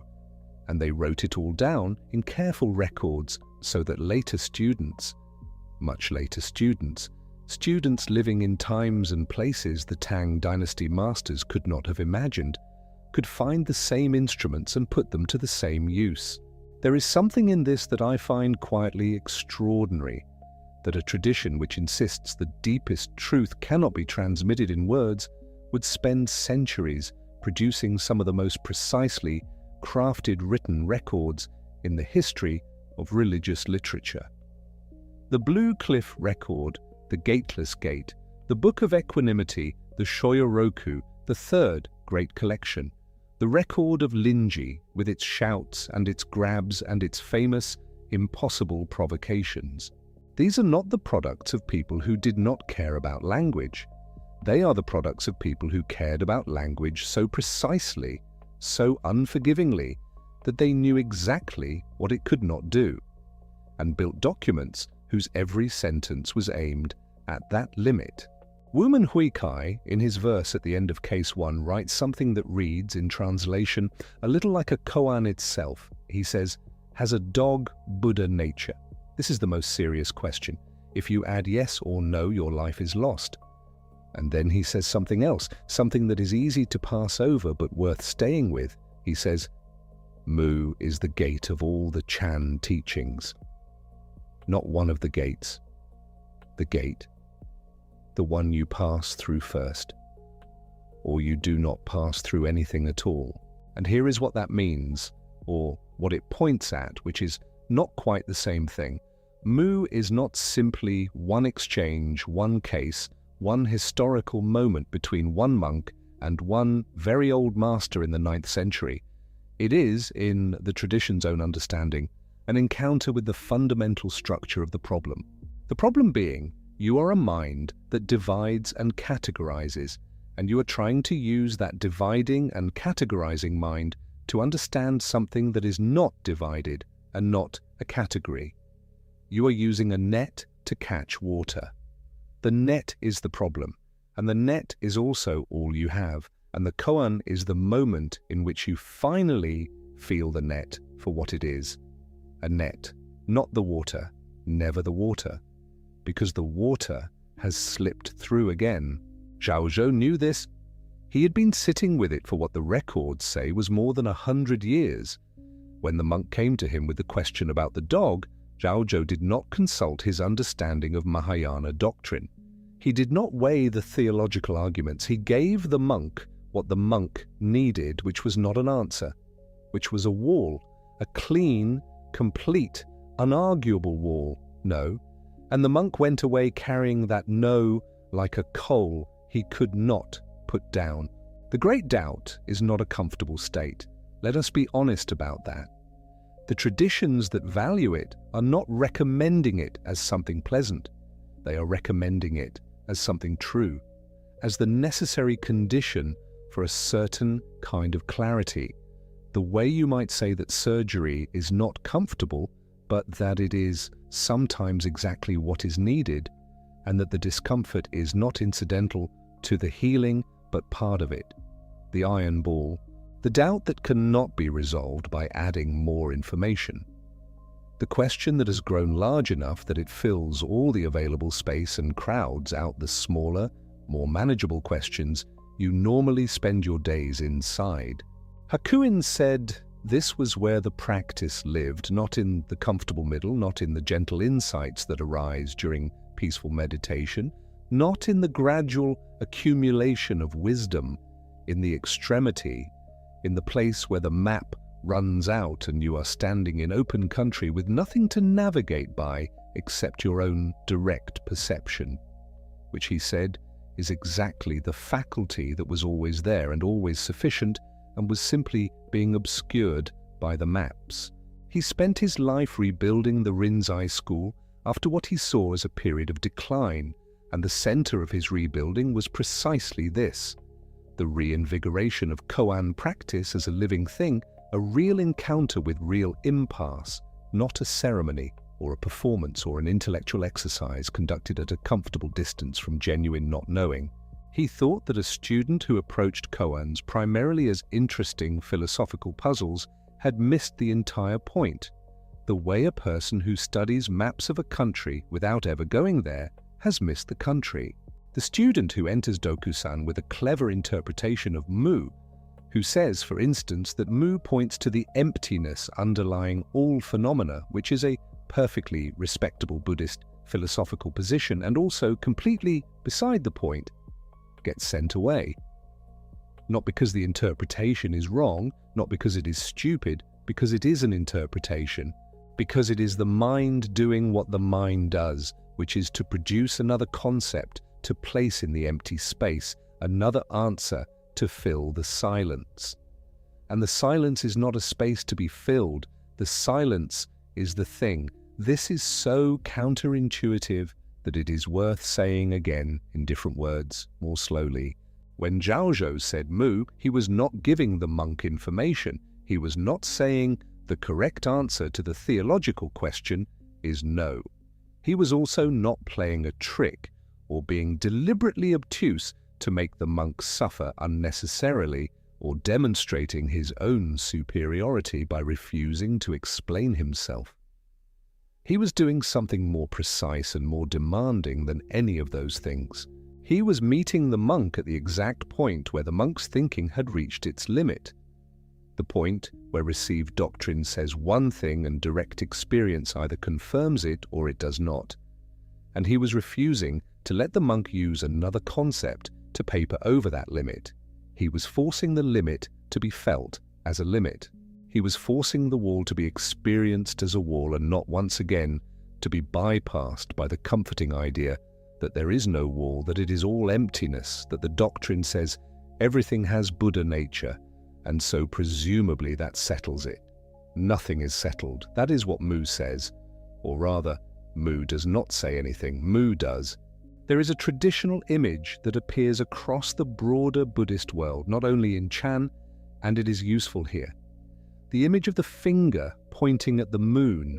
The teaching is the finger. The moon is what the teaching is trying to point at. If you look at the finger, you have missed the moon. If you analyze the angle of the finger and the particular qualities of the pointing gesture, and the historical moment in which the pointing was done, and the identity and credentials of the person doing the pointing, you are still looking at the finger. You are a scholar of pointing. This may be valuable in its own way, but you have not seen the moon. The koan is a finger that has given up on conventional pointing. Instead of extending itself toward the moon in a clear direction, it has closed into a fist or reversed itself, or said something apparently irrelevant.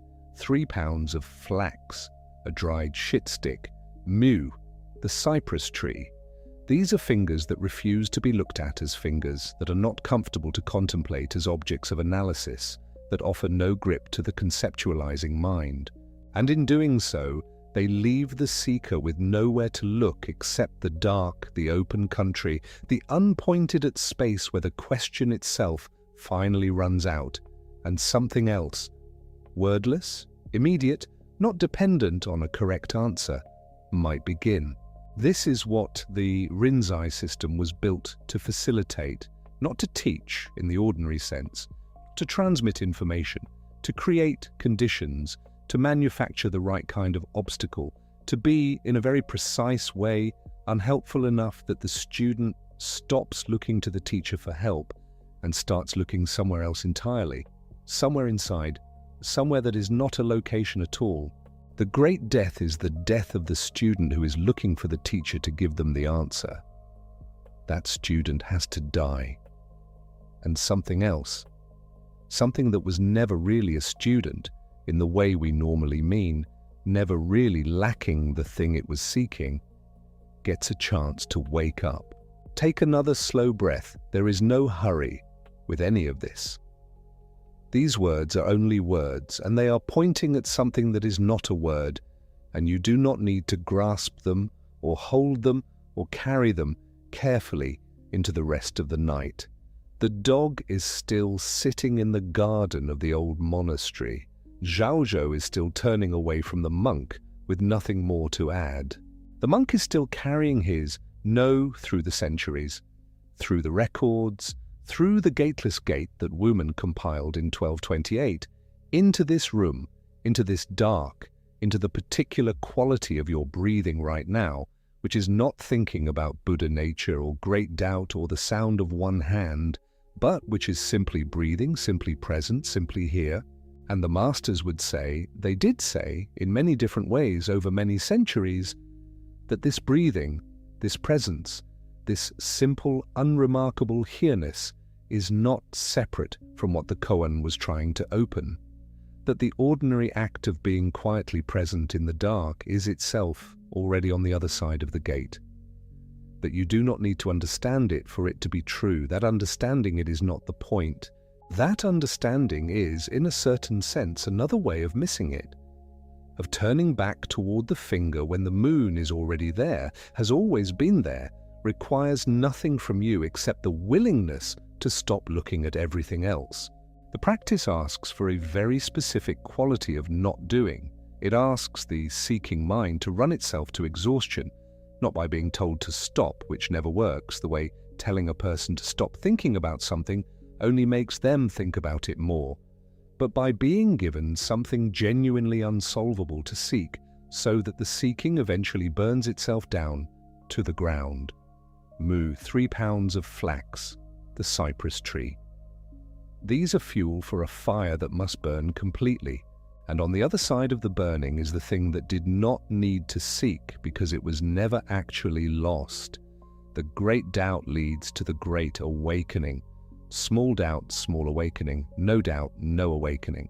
And the Koan is the device that manufactures doubt at the right depth, that takes a person who has been managing their uncertainty with clever answers and comfortable concepts, and strips those away, one by one, case by case, dokusan by dokusan, until the uncertainty is large enough and honest enough and total enough to be real. This is what was happening in those mountain monasteries in Tang and Song Dynasty China. This is what the records were preserving when Wumen Huikai sat down in 1228 and gathered 48 cases into the book he called Wumen Wenyan, the Gateless Gate.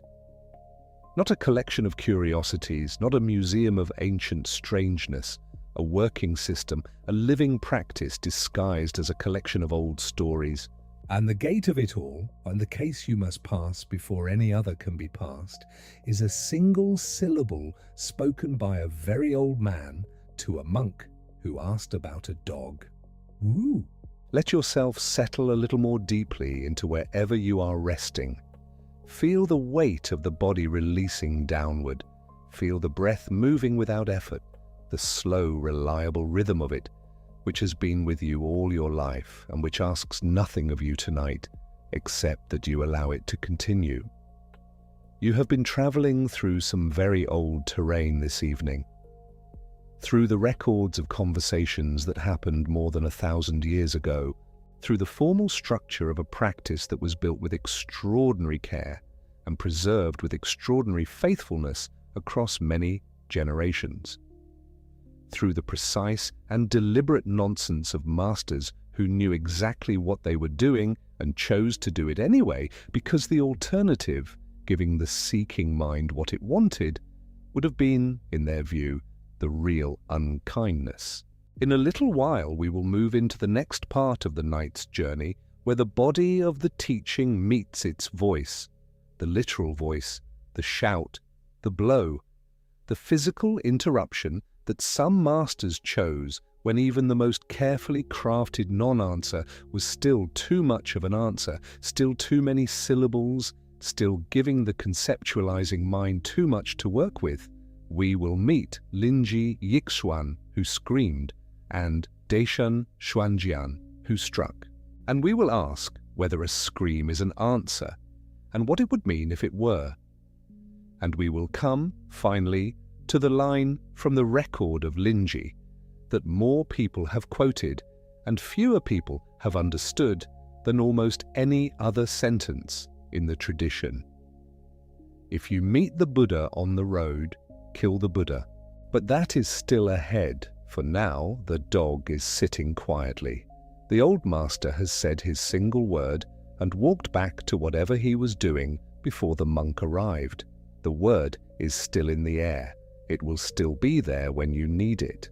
And you, breathing slowly in the dark, carrying nothing tonight but the open and unhurried presence that is, the masters would say, already on the other side of every gate there is. You are allowed to rest here for a while, exactly as you are, without understanding anything more than this. And so we come, at last, to the voice that did not speak. Or rather, to the master who spoke in a way that the word speaking barely fits, who found across a lifetime of watching students arrive at his door with their careful questions and their carefully organized minds, that even the most startling, the most deflating, the most elegantly constructed non-answer was still, in the end, a thing made of syllables. Still something the mind could catch, roll around, use as the beginning of another thought. And he decided at some point, and we cannot say exactly when, because these lives are not documented the way a court record is documented, they are documented the way a fire is remembered. He decided that sometimes the only honest thing left to do was to produce a sound that the conceptualizing mind simply did not know what to do with. Linji Yixuan. He died in the year 860X, which places him firmly in the Tang dynasty, in a China that was, in those centuries, the living heart of everything we are talking about tonight. Not Japan. We will come back to that because there is something important to say about what the word Zen conjures in most Western imaginations, and how far that image is from the actual geography and the actual century in which these encounters first happened. But Linji was Tang Dynasty China, and his school, the school that bore his name, the Linji school, which would later travel to Japan and become what the Japanese called the Rinzai school, was built, more than anything else, on a single technique that he seems to have arrived at the way a craftsman arrives at a tool that fits the hand perfectly. He would shout, "The word in Chinese is he," written he, and in the Japanese pronunciation of the tradition, it became katsu, a single syllable, not a word, not even quite a sound with semantic content, a shout, the kind of sound that if you heard it unexpectedly in a quiet room, would stop every process you were running for just a moment, would make the mind go briefly, involuntarily, blank. That blank was the whole point. Consider what is actually happening when a student asks, in the formal setting of a teaching encounter, a question like, what is the meaning of Bodhidharma's coming from the West? Which is the way the tradition phrased the question, what is the fundamental essence of Zen? What is this whole tradition really about? The student is doing something very specific with their mind. They are reaching, they are leaning forward into the question. They are constructing an expectation of the shape an answer might take, learned perhaps, or poetic, or paradoxical in some useful way, or quietly devastating in some way they can file and remember and carry into the rest of their practice. The mind is already, before the answer comes, preparing to receive, preparing to categorize, preparing to integrate. And Linji looks at that preparation, that lean forward, that beautiful and completely sincere and totally counterproductive readiness to receive. And he shouts. The preparation has nowhere to go. The readiness has nothing to land on. The mind that was building a room to put the answer in finds that the room has been briefly, violently aired out, and in that moment of emptiness, in that gap between the expected and the delivered, something else is available that was not available before. That something else is what the tradition is pointing at. The shout is not the answer. The shout makes a small space where the answer, the real one, the one that cannot be said, might briefly be felt rather than thought. Deshan Xuanjian, who lived from 782 to 865 and was therefore a near contemporary of Linji, arrived at the same destination by a slightly different road. If Linji's preferred instrument was the voice, Deshan's was the stick. Bang in Chinese bang, a staff.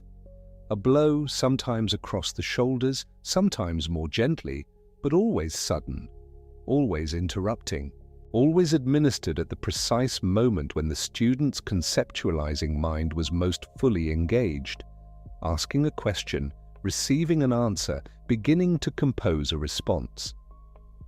The blow would arrive, and the mind, for a moment, would simply stop. Deshan's stick, Linji's shout, Deshan bang, Linji he became a standard phrase in the tradition, a summary, almost a kind of shorthand, for the entire wing of Chan practice that understood the body and the voice as more immediate than language, that understood interruption as sometimes more direct than explanation. These were documented techniques associated with real historical masters. This was not random eccentricity. This was a pedagogy of deliberate, precise interruption, and it is worth sitting with the logic of it for a moment because it is actually a very coherent logic if you follow it all the way down. The problem the tradition is trying to solve is this: the thing being pointed at, the direct, unmediated seeing of one's own nature, kensho, satori, whatever name the tradition uses in whatever language, cannot survive being turned into a concept.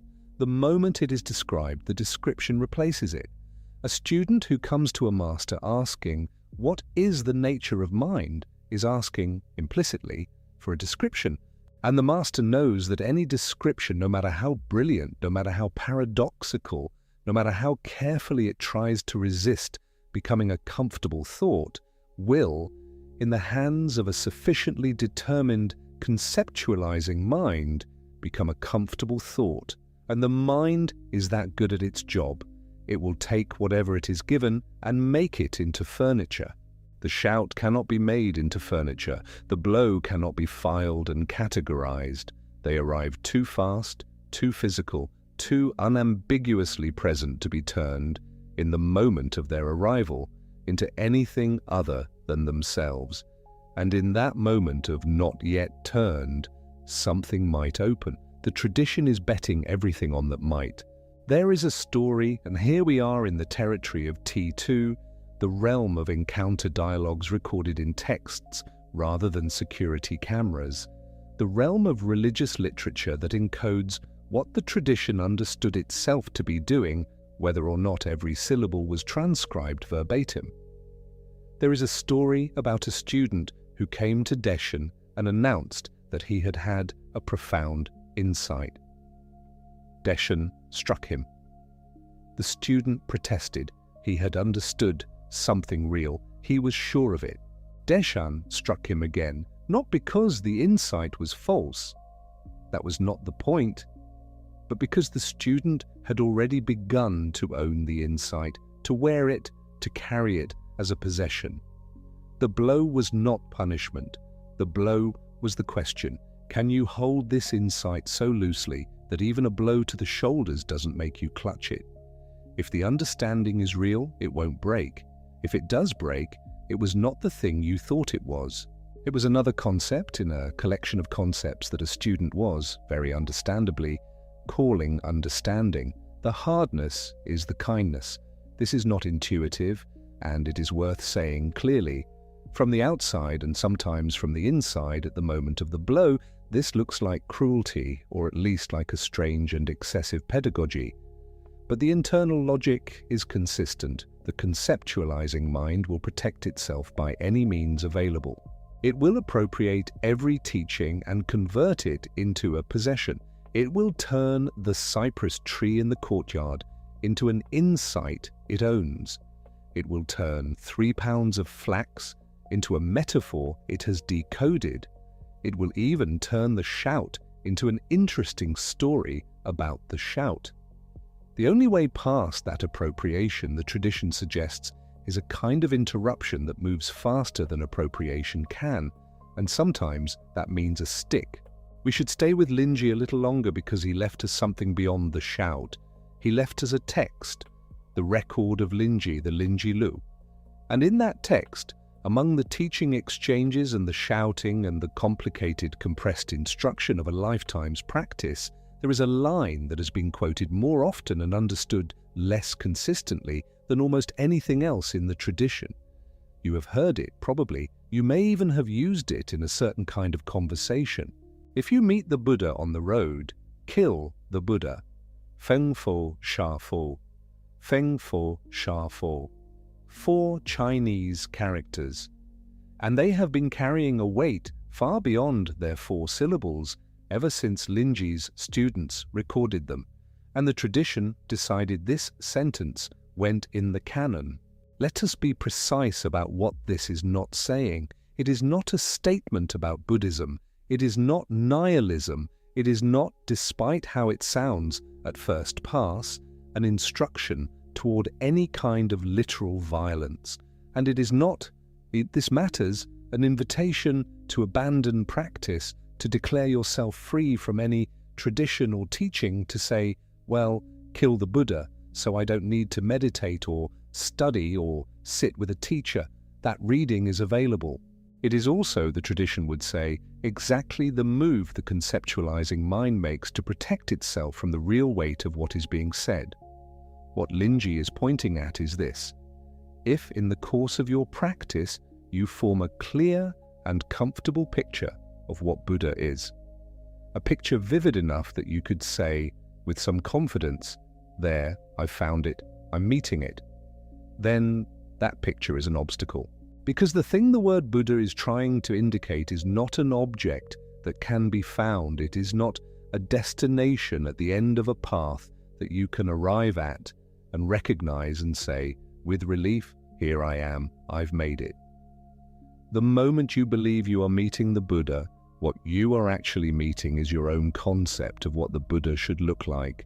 And that concept, the comfortable, hard-earned, sincerely held concept, is exactly the thing standing between you and the direct, seeing the whole practice is aimed at. Kill it. Not with anger, with clarity.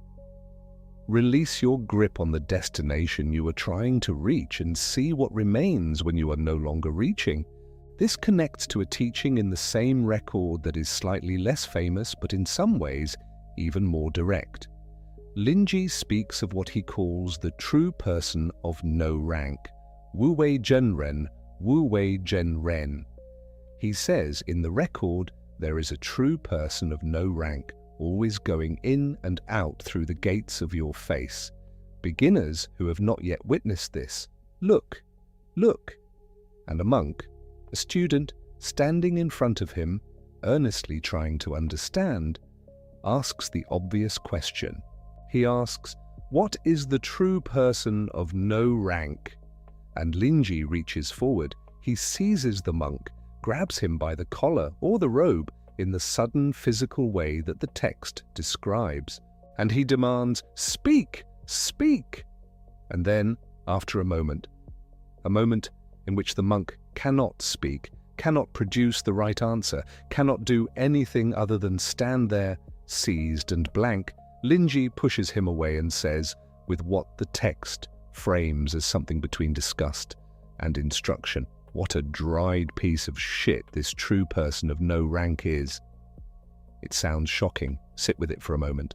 The monk asked, "What is the true person of no rank?" And Linji's answer, the grab, the demand, the push, was not a puzzle about the true person of no rank. The grab was the answer. In the moment of being seized, in the moment of urgency and physical presence and the complete impossibility of retreating into careful thought, the monk was the true person of no rank.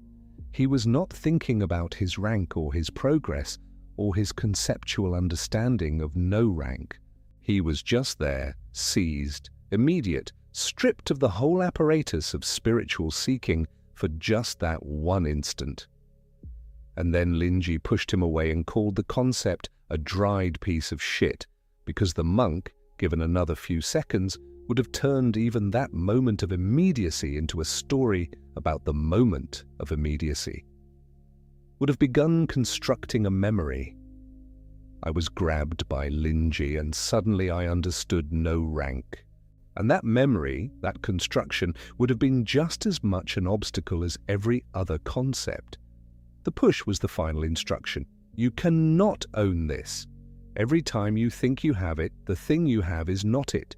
This is the logic the tradition has been running consistently across every master we have visited tonight. The seemingly nonsense answer, the sideways redirect, the single syllable that refuses to be a word, the physical interruption, the grab and push.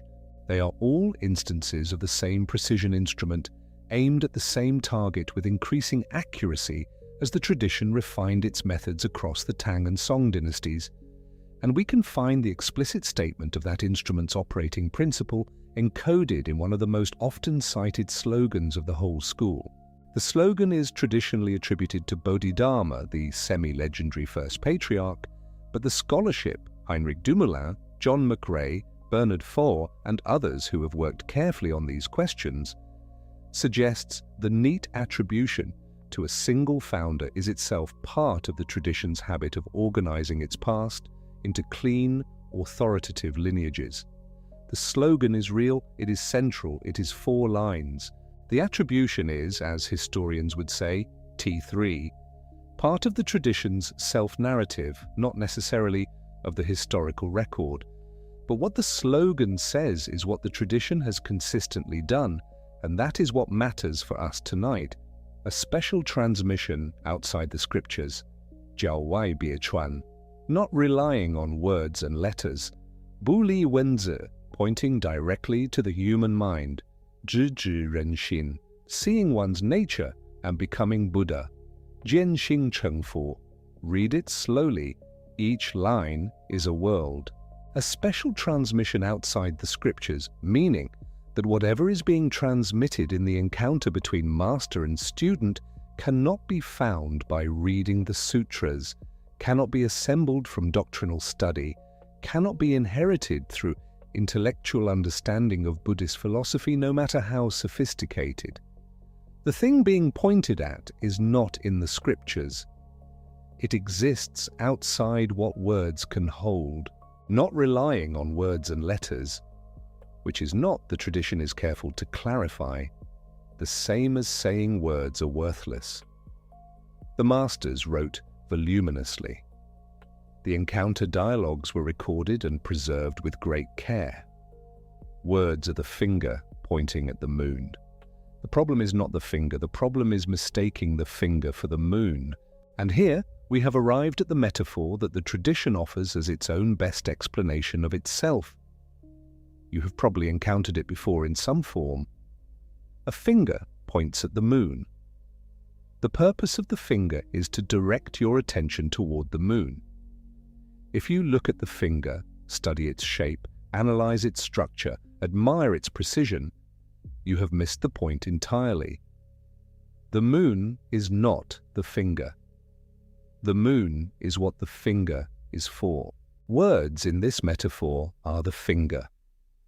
The teachings, the koans, the encounter dialogues, the 3 pounds of flax and the cypress tree and mu, and wash your bowl. These are all fingers. Extraordinarily, carefully calibrated fingers. Some of them pointing straight, some of them pointing sideways, some of them, the shout, the blow, not quite fingers at all, but more like a sudden hand across your line of vision, redirecting not with language, but with pure interruption. But all of them aimed everyone at the same moon. The moon does not have a name the tradition can reliably give you.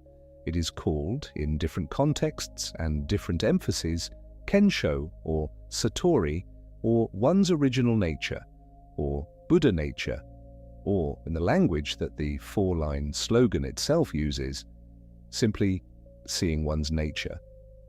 Direct, unmediated, unconceptualized seeing. Not understanding about seeing. Not thinking about the mechanism of seeing. Seeing.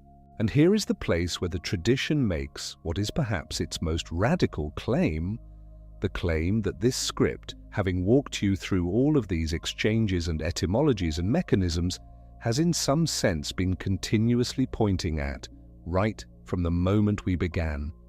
The claim is this, that this, the direct seeing, is not something you acquire. It is not a reward at the end of a practice. It is not a state that begins and ends. It is what has always been the case prior to all your effort and seeking and careful questioning. And the reason you have not noticed it is precisely because the effort, the seeking, the careful questioning have been so thorough and so well organized and so sincere. You have been looking so hard for something to find that you have not noticed what was looking. This is why, if you meet the Buddha, kill the Buddha. Because the Buddha you are looking for, the destination you are earnestly heading toward, is built from the same conceptualizing machinery that obscures the thing you are trying to find. The seeking is the obstacle, not because seeking is bad, but because the final step cannot be taken by the seeker. The final step happens when the seeker stops, and not through weariness or discouragement, but through something the tradition calls the great doubt flowing all the way through to the great death and out the other side. We should say one more honest thing before we close the night, because honesty is part of what this tradition actually valued, and doing less than that now would be a disservice to everything we have walked through together. The most famous Zen riddle in the Western world, and the one that, if you ask most people to give you an example of a Zen koan they will immediately think of, is this one. 2 hands clap, and there is a sound. What is the sound of 1 hand? It is beautifully constructed. It genuinely does the thing a koan is designed to do, in the sense that conceptual thought will not solve it, and the mind that keeps trying to solve it conceptually will eventually exhaust itself against it. It is also, despite being treated in the Western imagination as an ancient artifact of some timeless Eastern mysticism, neither ancient nor Chinese, it was composed by Hakuin Ekaku, a Japanese Rinzai reformer. He lived from 1686 to 1769. That makes the sound of 1 hand less than 350 years old, and Japanese, not Tang Dynasty Chinese, not from the songmasters, not from the same centuries that produced 3 pounds of flax and mu and the cypress tree in the courtyard and the grab and push of Linji. It is a brilliant piece of pedagogical engineering. Hakuin was a serious and influential figure who revitalized the Rinzai Koan curriculum and to whom the tradition owes a great deal. But the sound of 1 hand is early modern, not ancient, and knowing that is a piece of information the tradition itself would, I think, approve of your having big, because one of the things the tradition consistently works to dissolve is the tendency to mistake the container for the content, to treat the form with reverence because of the form's age, rather than asking whether the form is still doing the work. Hakuin also gave us the formulation of great doubt that we mentioned earlier in the night. Great doubt, great awakening, small awakening, no doubt, no awakening. The Koan's function is to generate that great doubt, a total, felt, existential, not knowing, that is not comfortable uncertainty but an urgent and all-consuming sense of standing at the edge of something one cannot see into. The masters are not trying to make you feel stupid. They are not trying to make you feel mystified in a pleasant, aesthetic way. They are trying to manufacture a crisis, a genuine crisis of the knowing mind. Because on the other side of that crisis, they say, is the one thing all the words have been pointing at and none of them could carry. And now we are at the place we have been walking toward all night, the place the masters would recognize as the point where explanation runs out, not because the explainer has run out of things to say, but because the thing being explained is of a different nature than explanation. We have come to the edge of the finger. The moon is there, and you have heard us talk about the moon for hours now, heard the etymology, heard the exchanges, heard the shout and the stick and the three answers to one question and the grab and the push, heard the legal precedent and the private interview and the checking questions that verify whether what the student demonstrates is the real thing or a very sophisticated imitation of the real thing. You have heard all of that, and some of it has landed in you as information, organized neatly, stored where you store the things you find genuinely interesting. And some of it, perhaps a little more than you expected, has landed somewhere else, somewhere that is not quite the information storage region, somewhere that has responded to what is being pointed at rather than to the point itself. That somewhere else is the moon.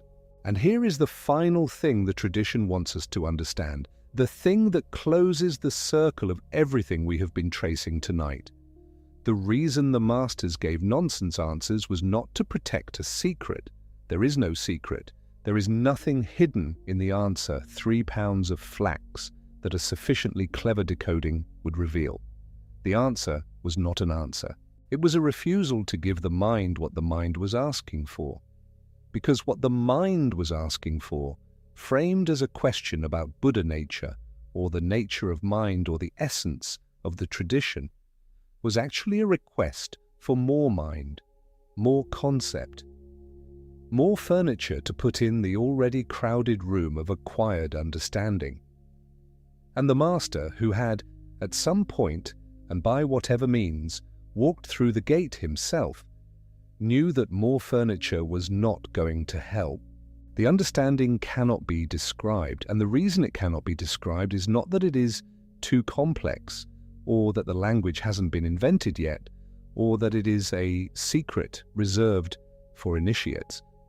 The reason it cannot be described is that description converts it back into the very thing it is the absence of. The moment the master says, "Here is what direct seeing looks like, here is the content of Kensho," the student's mind, brilliant, faithful, well-intentioned, completely counterproductive, will construct a representation of that description and carry the representation forward as a possession and call the possession understanding, and the possession will sit exactly where the direct seeing might have been, taking up precisely the space it needed. The masters were not being obscure, they were being surgical. The 3 pounds of flax, the dried shit stick, the cypress tree, the dog's moo, the bowl that needs washing, the scream, the blow, the grab, and the push. These are all instruments of the same surgery, performed on the same tissue, the tissue of the seeking mind that is simultaneously the only vehicle for arriving at the gate and the one thing that cannot pass through it. You arrive by seeking. You pass through by stopping. And the masters, who understood this, spent their lives devising finer and finer instruments to bring their students to that stopping point, not through cruelty, not through obscurantism, not through a philosophical position that words are worthless, but through an extraordinarily precise and carefully tested and scrupulously transmitted understanding of what the seeking mind does with language and what to give it instead. Let us pause here for just a moment. Take a slow, deep breath wherever you are. Notice the stillness. Notice that the room you are in, or the dark behind your eyes, has been perfectly quiet through all of this, and has not needed any of the words to be what it is. When you are ready, we will come to the end together. We have met tonight the monk who asked the biggest question he knew and heard about 3 pounds of flax. We have met the master who looked at the cosmos and pointed to a cypress tree in a courtyard. We have met the teacher who answered with a single syllable meaning approximately, not, and then watched a tradition spend 8 centuries asking what that single syllable contained. We have met the master who screamed and the master who struck, and we have sat with the strange tenderness underneath both. We have followed the legal metaphor, the public case, the magistrate's precedent, all the way to the private interview room where a student sits with a koan and is rejected again and again until the rejection itself becomes the teaching. We have heard the line that more people have quoted and fewer have fully received. Kill the Buddha, the one you are seeking, the destination you are heading toward, because arriving is itself the obstacle. And we have stood, briefly, at the edge of the finger and looked in the direction it is pointing, into the dark, at something that does not have a name that will stay still. There is a school of thought that says this is all unnecessarily difficult, that a good teacher should simply explain things clearly. That obscurity is a failure of pedagogy, not a feature of it. And that school of thought is not wrong about most things worth teaching. It is not wrong about mathematics. It is not wrong about history. It is not wrong about most of what a human being needs to know to live a good life. The masters did not dispute any of that. They were not arguing against clarity in general. They were arguing against a very specific application of clarity to a very specific kind of knowing, the kind that is prior to all other knowing, the kind that knows by being rather than by description, the kind that is, in their understanding, already fully present in the person sitting in front of them, already awake, already the moon, looking at the finger and asking why the finger won't tell it where the moon is. 3 pounds of flax. The cypress tree in the courtyard. Moo. Wash your bowl. The scream, the stick, the grab and the push.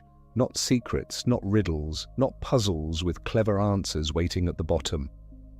Instruments, tools for cutting through the most persistent habit the human mind has ever cultivated.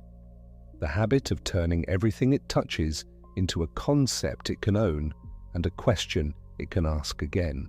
The masters saw that habit clearly. They found it in themselves before they found it in their students, and they spent their lives devising ways to interrupt it, sometimes gently with a redirect to the ordinary act of washing a bowl, sometimes abruptly with a shout in a quiet room, sometimes paradoxically with an answer that could not be wrong because it was not trying to be right, all in the service of a single, steady, undramatic, ancient, and entirely unprovable conviction that the thing being sought was already here, already the one who was seeking, already the asking and the not knowing and the lamp that is on even in the darkest room. You have been listening for a long while now. You have carried the weight of that tonight, and it is allowed to be light now. You do not need to remember any of this to take it with you. If one image stayed, the cypress tree, the 3 pounds, the silent moment after the shout, the direction of the pointing finger, let that one image be enough. It was already more than enough to bring you here, to this moment, to the dark and the quiet, and the weight of your own body settling into rest. The masters, most of them, would have found a sleep teaching on this subject entirely appropriate.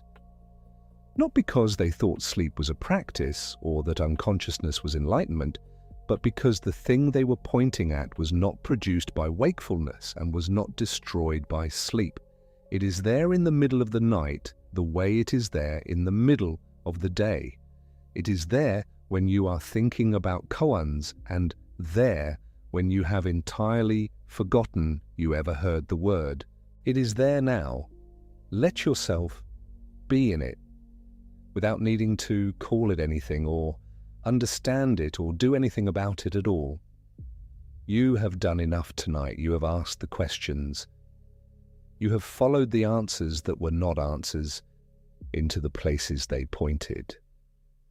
You have sat with the impossible and not run from it, and that is more than most people do, and it is entirely sufficient. The masters would nod at this, quietly, without ceremony. That is all. Take a slow, deep breath. Let the night settle over you like something that was always going to come and has arrived exactly on time. There is nothing left to figure out. There never was. Subject closed for the night. Let it all relax away.